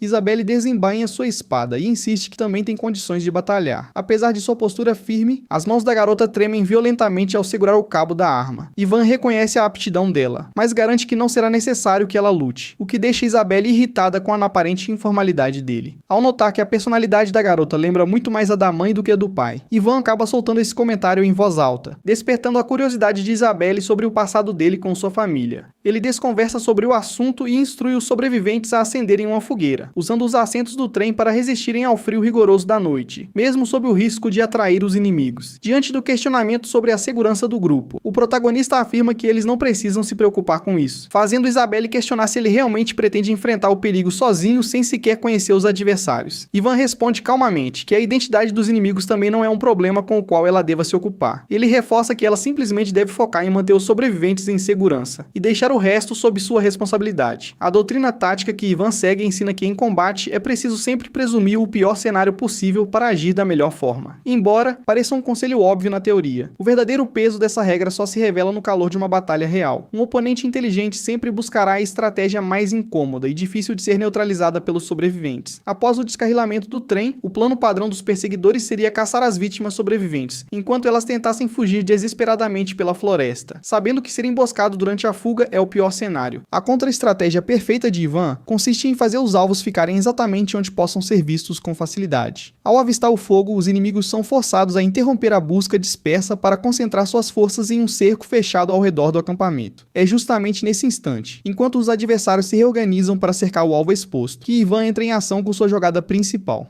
O verdadeiro significado por trás de sua tática de combate começa a se desenhar em meio à escuridão da floresta. Ivan sabe que, para neutralizar a pior ameaça imaginável, ele precisa se transformar no pesadelo mais terrível para os seus próprios inimigos. Em termos práticos, ele decide utilizar contra eles exatamente o tipo de ofensiva que qualquer soldado detestaria enfrentar em campo. Usando a técnica de disparo de precisão com pistola desenvolvida pela unidade de extermínio, Ivan se prepara para devolver o ataque com alcance extremo. De repente, o som do disparo corta a noite e pega os batedores inimigos totalmente desprevenidos. Um dos homens é atingido e cai imediatamente na neve, gerando pânico entre os companheiros que gritam desesperados, tentando localizar o atirador oculto. Enquanto a confusão se espalha, Ivan se move com uma velocidade absurda entre as sombras da floresta. Ele percebe que, em uma mata tão densa e escura, as tochas que os inimigos carregam servem apenas para revelar suas próprias posições. Aproveitando essa vantagem visual, ele avança silenciosamente e elimina o primeiro alvo, deixando os outros em choque ao perceberem que ele está usando um machado. Um dos batedores entra em pânico total e começa a atirar às cegas na direção do ataque, gritando desesperadamente. No entanto, antes que o homem consiga mirar direito, um golpe devastador o corta ao meio em uma fração de segundo. Sem dar tempo para qualquer reação, Ivan continua seu avanço implacável e retalha os inimigos restantes de forma cirúrgica. Após varrer o grupo de batedores, ele guarda sua arma de combate corpo a corpo com total frieza. Ele respira fundo por um breve momento, cercado pelos corpos dos adversários que tentaram emboscar o grupo de sobreviventes. Ivan imediatamente recarrega sua pistola, ciente de que as táticas rápidas de eliminação de sua antiga unidade são infalíveis nessas situações. Essa movimentação ágil e precisa permite que um único guerreiro altamente treinado consiga encurralar e aniquilar um esquadrão inteiro sozinho. Mais adiante não, Cibois. Floresta, um oficial recebe o relatório urgente de que outro grupo de batedores foi completamente fatiado por um machado, mesmo tendo sido enviado na direção dos tiros de pistola. O comandante inimigo, um demônio chamado Eipelos, que atua como centurião da guarda imperial, fica intrigado ao perceber que seus soldados estão sendo eliminados com extrema facilidade e começa a suspeitar que está enfrentando uma força de elite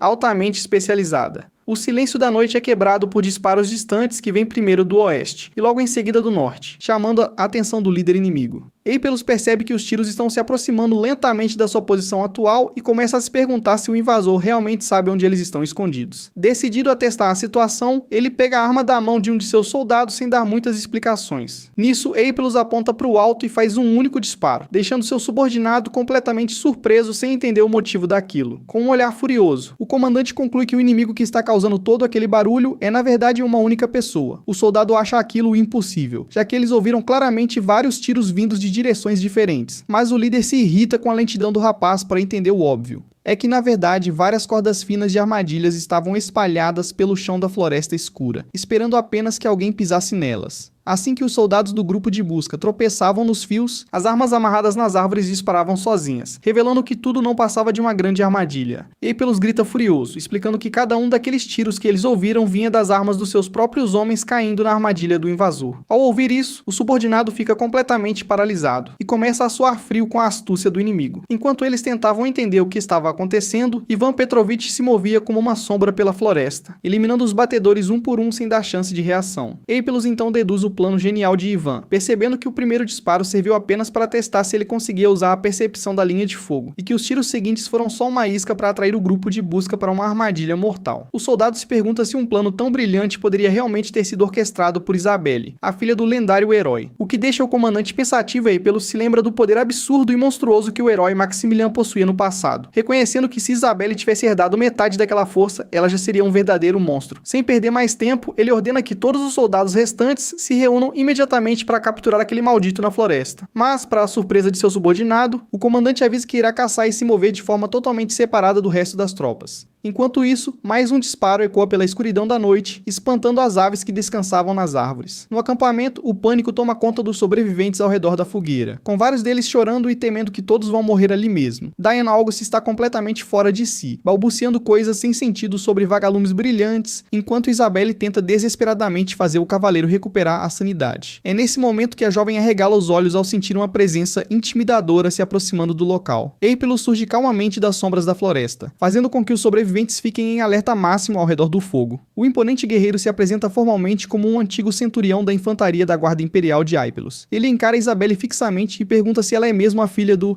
herói, deixando claro que fará questão de cuidar dela pessoalmente. A lua cheia brilha intensamente no céu limpo, iluminando o cenário onde um combate inevitável está prestes a começar. Longe dali, Ivan faz as contas da situação e lembra que, excluindo o capitão que domina a percepção da linha de fogo, a força total do exército inimigo era de 50 homens. Com sua machadinha completamente encharcada de sangue inimigo, ele respira fundo após o combate intenso. Observando os corpos caídos ao seu redor, Ivan percebe que finalmente conseguiu dar um fim na maior parte daquela tropa de elite. Ele limpa e guarda sua arma de volta na cintura, satisfeito com o resultado da sua estratégia silenciosa. No entanto, seus pensamentos continuam totalmente bagunçados enquanto ele caminha de volta pela floresta escura. Ivan reflete que, se estivesse dentro de uma história comum de academia, toda essa aprovação seria apenas o tutorial de entrada para os alunos. Mas a dificuldade desse começo é simplesmente absurda. Ele compara a situação atual com o tutorial de Easy, que foi tão fácil que ele poderia ter resolvido com uma mão amarrada nas costas, mesmo com alguns batedores fracos invadindo o trem dela. Já o caso de Isabelle é um verdadeiro pesadelo, começando pelo fato de terem que escapar de um trem soterrado por um desmoronamento de terra, e logo em seguida, um grupo enorme de soldados de elite aparece para atacar sem dar tempo de ninguém se preparar, ou aprender como o combate funciona. Para piorar ainda mais, o chefe desse grupo é um guerreiro formidável, capaz de usar a percepção da linha de fogo, o que normalmente significaria um fim de jogo instantâneo para qualquer novato. Ivan sabe que alguns jogos têm derrotas obrigatórias no tutorial contra chefões, mas esses inimigos estão realmente determinados a tirar a vida de Isabelle. A única forma de sobreviver a um massacre desses seria se um personagem de suporte aparecesse para ajudar na batalha, e é aí que ele para de andar de repente. Um pensamento assustador passa pela cabeça de Ivan, fazendo ele se dar conta de que, na verdade, o tal personagem de suporte que o jogo esperava é ele mesmo. Ele começa a correr desesperadamente entre as árvores, angustiado com a ideia de ser apenas um coadjuvante que sequer vai aparecer nos créditos finais da história. Saltando pelos galhos altos, ele se questiona se não haverá um final feliz reservado para ele, ou se nunca mais conseguirá voltar para a realidade.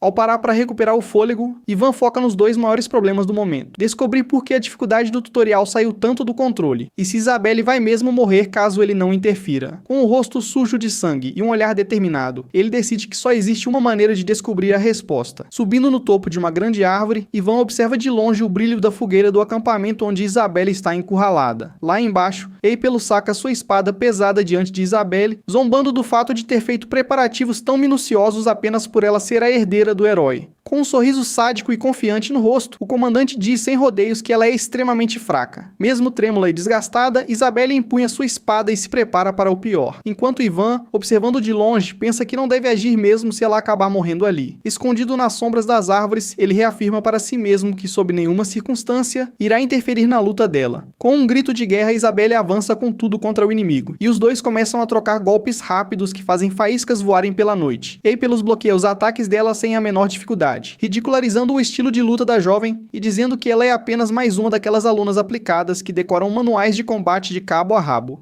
Irritada com as provocações, Isabelle grita para ele calar a boca e tenta forçar sua lâmina contra a dele com toda a força que lhe resta. Enquanto o metal das espadas colide violentamente, os sobreviventes assistem a tudo horrorizados ao perceberem que Isabelle, mesmo sendo a filha do grande herói, está sendo completamente encurralada e subjugada pelo oponente. Aepilus desfere um golpe pesado contra Isabelle, afirmando com desdém que a esgrima é apenas um método simples para cravar a ponta de uma lâmina na carne do oponente. O líder inimigo continua sua provocação, achando inacreditável que a herdeira do herói tenha chegado a essa idade, sem nunca ter enfrentado uma batalha de verdade, apenas para morrer daquele jeito humilhante. Furiosa com as provocações, Isabelle grita para ele calar a boca, e com os olhos brilhando intensamente, avança para desferir um contra-ataque desesperado. Mas a diferença de força ainda é enorme, e a espada dela é arremessada para o alto com violência, girando várias vezes sob o céu noturno. A arma cai pesadamente no chão distante, deixando Isabelle completamente desarmada e vulnerável diante do capitão de joelhos e sem forças. A jovem encara o chão enquanto Aepilus lamenta ter perdido soldados valiosos por uma luta que acabou sendo resolvida tão rápido. Ele aponta sua espada diretamente para ela e pergunta se a herdeira do herói tem alguma última palavra antes de morrer, destacando que, ao contrário do pai, ela não conseguiu proteger ninguém.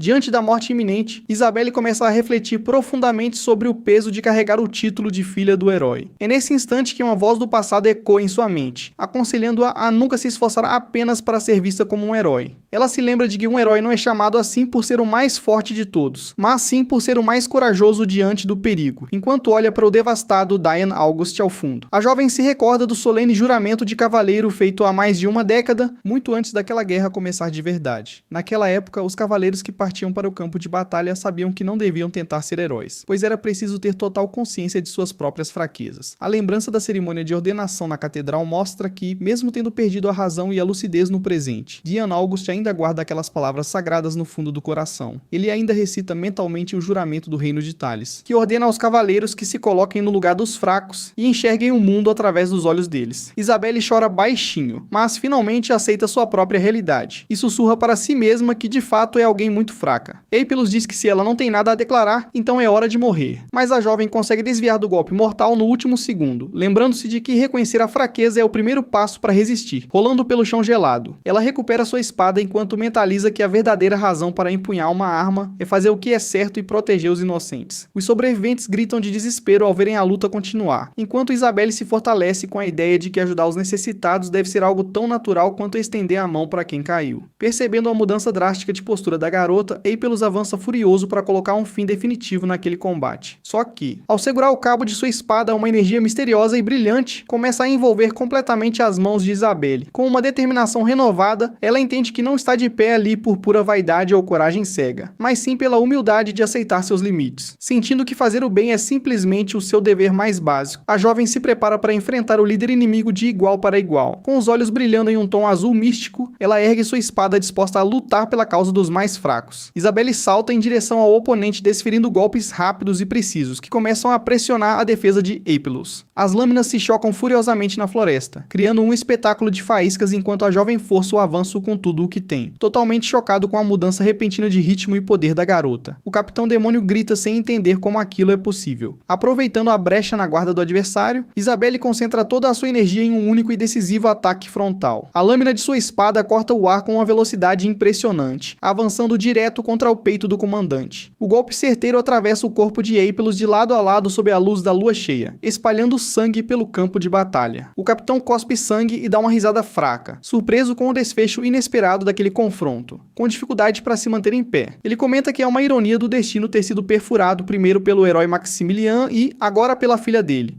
Aepilus desaba de joelhos no chão completamente derrotado, enquanto a jovem retira sua espada com frieza. Isabelle olha para o inimigo agonizante e diz calmamente que ele está muito enganado, pois ela não é apenas a filha do herói. Com muito orgulho de suas origens, ela se apresenta formalmente como Isabelle, a orgulhosa filha de Maximilian e Marie. O guerreiro solta um último suspiro de aceitação antes de cair sem vida no chão da floresta. Finalmente segura, Isabelle suspira aliviada e cai de joelhos extremamente exausta pelo esforço absurdo da luta. Apesar dos ferimentos e do cansaço extremo, um sorriso dócil surge em seu rosto ao olhar para trás. É que, graças ao seu esforço heróico, todos os sobreviventes do acampamento conseguiram sair vivos daquela provação terrível. De repente, uma voz conhecida surge parabenizando Isabelle pelo excelente trabalho na batalha, deixando a garota em choque. Ivan Petrovich caminha calmamente em direção à fogueira, fazendo com que Isabelle pergunte imediatamente o que aconteceu com o restante dos inimigos que estavam na floresta. O protagonista se aproxima do corpo do líder derrotado e revela calmamente que aquele ali era o último que restava vivo. Sentada no chão e ainda processando tudo, Isabelle elogia o feito impressionante dele, e Ivan apenas aceita o elogio de forma bem tranquila. Mentalmente, o rapaz analisa que todo aquele ataque brutal foi, na verdade, o evento clássico de despertar que costuma acontecer no tutorial de jogos desse tipo. Ele pondera que se as coisas tivessem seguido o clichê padrão da história original, todos os sobreviventes teriam sido massacrados pelos inimigos ali mesmo. Com essa tragédia, Isabelle teria despertado seus poderes através do ódio e da dor, eliminando todos os soldados da floresta em seguida. No fim das contas, a sobrevivência de cada uma daquelas pessoas só foi possível por conta da intervenção direta dele, algo que seria impossível de acontecer se ele fosse apenas um reles NPC do cenário. Olhando para o oponente caído, Ivan esboça um leve sorriso de alívio ao confirmar para si mesmo que definitivamente não é um mero figurante desse mundo. Nesse momento de calmaria, ele acaba se recordando de um evento do passado, de quando o herói dividia os céus com sua força descomunal. Ivan compreende que naquele dia glorioso, o que o herói Maximilian realmente queria ver, ao abrir as nuvens da noite, não era uma estrela qualquer, mesmo sob as nuvens sombrias e assustadoras do território do Rei Demônio. O herói só queria confirmar se a estrela da manhã continuava brilhando firmemente em seu devido lugar. Ivan reflete calmamente que, para ser bem honesto, ele nunca gostou muito do falecido herói Maximilian. Porém, mesmo com esse sentimento, a imagem do sorriso alegre do lendário guerreiro ainda permanece bem viva em suas lembranças. Ao olhar para a jovem exausta, Ivan admite que a estrela da manhã representada pelo legado do herói continua brilhando firme em seu lugar, despertando nele uma sutil admiração por Isabelle. Agora, com os pensamentos totalmente organizados, o protagonista foca novamente em sua missão principal, que é garantir a formatura segura de todos os filhos do grupo do herói. Só que, para atingir esse objetivo, ele sabe que precisa desvendar muitos mistérios e descobrir como os demônios conseguiram agir com tanta ousadia bem perto da capital. Enquanto se questiona sobre quem seria o líder dessa facção e quantos deles já conseguiram se infiltrar na academia, Ivan enfia a mão no casaco para pegar um item especial. Isabelle o observa totalmente confusa e assustada, sem conseguir entender o que exatamente o rapaz pretende fazer, ao vê-lo retirar aquele frasco misterioso. É aí que, revelando a frieza típica de um ex-membro da unidade de extermínio, Ivan abre a tampa da terrível poção de cura verde, preparando-se para iniciar um doloroso e implacável interrogatório. Tudo começa com Eipelos gritando de agonia enquanto uma poção misteriosa é derramada sobre ele, indignado com a humilhação de ser poupado por humanos. O demônio desafia Ivan Petrovich a torturá-lo, orgulhoso de sua posição como centurião na guarda imperial, enquanto Isabelle observa a cena de longe. Eipelos encara seu captor de forma ameaçadora e avisa que jamais esquecerá o rosto dele, decidindo morder a própria língua logo em seguida. Mas a tentativa desesperada de suicídio do centurião apenas faz o sangue espirrar, deixando-o em um estado de pura agonia. Ao ver aquilo, Ivan Petrovich apenas lamenta em pensamento ao perceber que as pessoas ainda acreditam nesse velho mito de que morder a língua mata instantaneamente. Ele então enfia os dedos na boca do demônio para impedir o sufocamento, explicando friamente que o corpo não é tão frágil assim. Sem qualquer intenção de torturá-lo, Ivan Petrovich continua derramando a poção de cura goela abaixo, para aliviar a dor e evitar um ataque cardíaco. Ele tranquiliza o centurião dizendo que aquilo é apenas um procedimento de primeiros socorros, deixando o oponente completamente desesperado. É nesse momento que Eipelos arregala os olhos e finalmente reconhece o homem diante dele como o temido Petrovich. O Aranha Venenosa, chocado com a revelação de que o lendário guerreiro da unidade de extermínio ainda está vivo, o demônio se pergunta se ele realmente lutou na linha de frente durante a guerra. Ivan Petrovich então questiona o motivo de um centurião de elite se rebaixar a uma missão descartável, ao que o demônio responde que eles não podiam tolerar outro fracasso. Essa resposta acende um alerta na mente do protagonista, que finalmente entende a razão de um adversário tão poderoso ter sido enviado para enfrentar Isabelle no tutorial. Ele percebe que, como neutralizou a operação anterior deles, antes mesmo de começar, os demônios decidiram mandar um oficial de elite para garantir o sucesso desta vez. Mesmo assim, Ivan Petrovich se questiona por que mandaram justamente um centurião, que é a patente mais baixa entre os oficiais de alta patente. Com o plano inimigo frustrado, ele deduz calmamente que não haverá outros ataques terroristas, depois desse fracasso. Ivan Petrovich explica que os líderes que o enviaram vão abafar o caso como uma ação isolada de radicais, e depois descartá-lo, algo que o próprio Eipelos já parecia saber muito bem. O demônio aceita o próprio destino trágico, admitindo que sempre soube que era apenas uma arma descartável que nunca retornaria para casa. cabeça. Enquanto Ivan Petrovich empunha sua arma monstruosa diante dele, o centurião se lembra de que a unidade de extermínio também compartilhava desse mesmo destino sombrio. Nisso, Ivan Petrovich segura o demônio pelo chifre e apresenta a primeira opção dele, que seria ser preso e torturado até a morte pela contra-espionagem na capital. A segunda opção seria ser libertado imediatamente, embora ele passasse a ser caçado pela inteligência e tratado como um traidor covarde por seu próprio povo. Enquanto encosta a lâmina afiada no pescoço do oponente, Ivan Petrovich se prepara para revelar a terceira e última alternativa. Pressionado contra o chão, Eipelo sente o peso do momento enquanto encara seu carrasco. Sem esperanças, o demônio fecha os olhos e começa a recitar uma oração solene, pedindo forças mesmo diante do Vale da Sombra da Morte. Ele termina a prece sagrada clamando por guia na escuridão, e exige que Ivan Petrovich pare de enrolar e acabe logo com a vida dele. O protagonista apenas suspira, reconhecendo aquela ladainha como uma prece dedicada ao rei demônio. Mas em vez de desferir o golpe final, Ivan Petrovich surpreende o adversário ao perguntar do nada se os pais dele ainda estão vivos.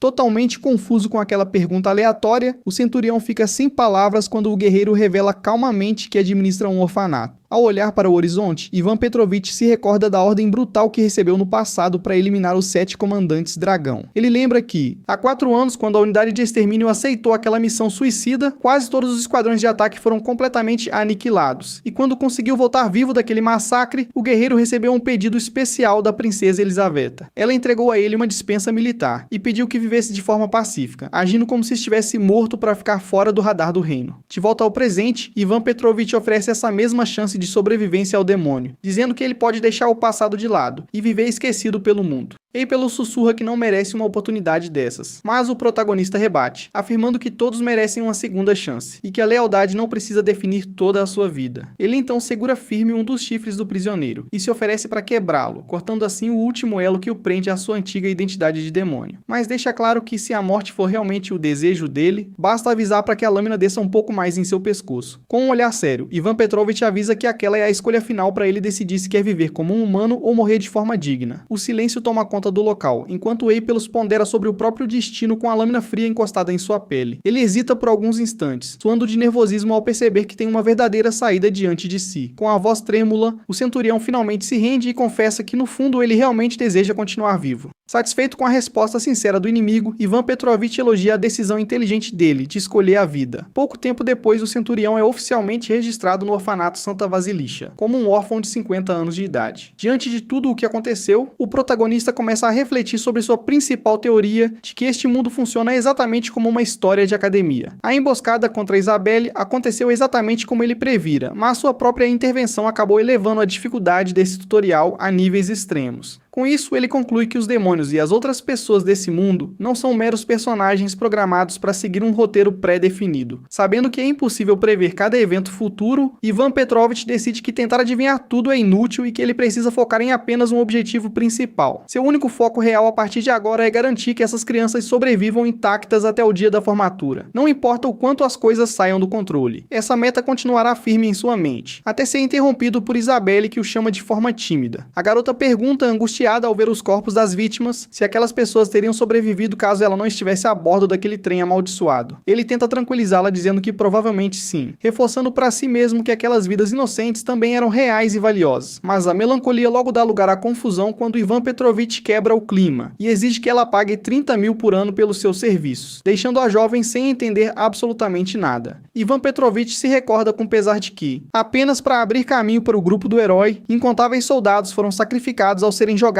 em batalhas impossíveis contra as forças do Rei Demônio. Era uma medida desesperada para derrotar os 7 comandantes dragão, mas isso significava que 30 mil vidas eram perdidas anualmente pelas mãos do próprio herói, algo que todos os soldados sabiam, e mesmo carregando esse fardo terrível, o herói Maximilian nunca deixava de sorrir diante de seus companheiros. Ele precisava ser o farol de esperança para todos em uma época de trevas absolutas, pois sabiam que a queda dele significaria o fim de todos os reinos aliados. Voltando a olhar para Isabelle, o protagonista levanta a mão e aponta para o céu estrelado, pedindo para ela observar com atenção. Ivan Petrovich explica que aquela estrela brilhante no topo é o símbolo de esperança que o pai dela carregava, e que agora está sob a responsabilidade dela. Isabelle olha para cima meio confusa, comentando que há tantas estrelas no céu que ela mal consegue identificar de qual ele está falando, mas em um piscar de olhos, a jovem finalmente foca a visão e solta um sussurro de surpresa ao compreender a mensagem. O experiente guerreiro continua seu raciocínio, lembrando que ser um herói vai muito além de ser apenas o combatente mais forte de todos. Na verdade, herói é aquele que nunca se curva diante de nenhum peso e que se recusa a perder o sorriso, não importa o quão desesperadora seja a situação. Com um gesto carinhoso, Ivan Petrovich coloca a mão sobre a cabeça de Isabelle e a incentiva a levantar a cabeça e encarar o futuro com orgulho.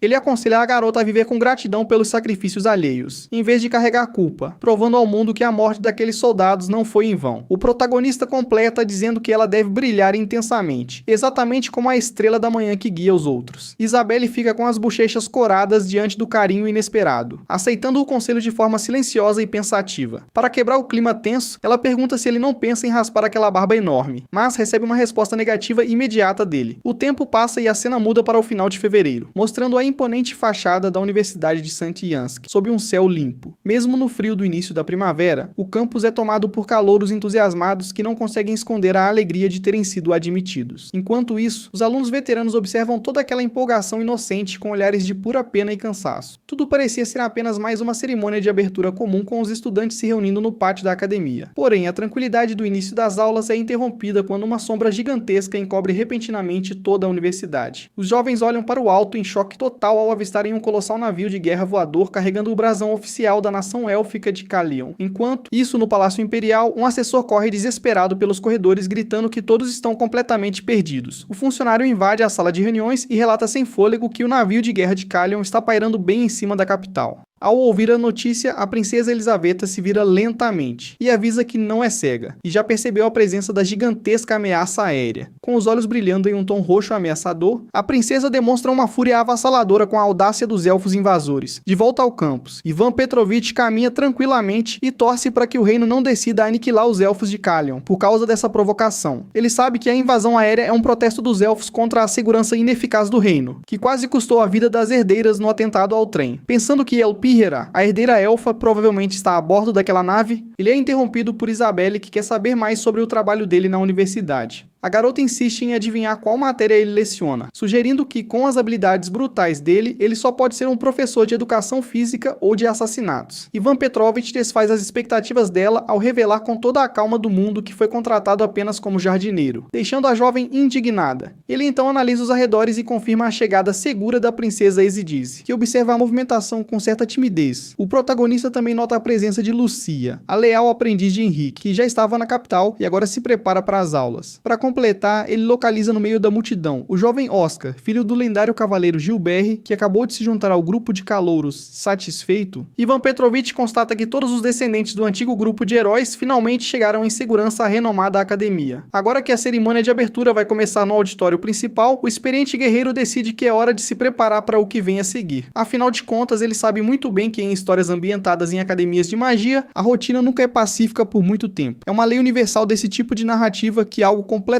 inesperado e caótico sempre acontece durante a cerimônia de abertura dos calouros. E bem no meio da recepção solene, os estudantes começam a cochichar confusos ao perceberem uma anomalia estranha no ar. É nesse instante que os olhos de um dos presentes se arregalam de puro espanto, ao ver uma projeção brilhante se materializar diante de si. Para a surpresa de todos, uma misteriosa e clássica janela de status do sistema surge do nada, flutuando no ar para dar as boas-vindas.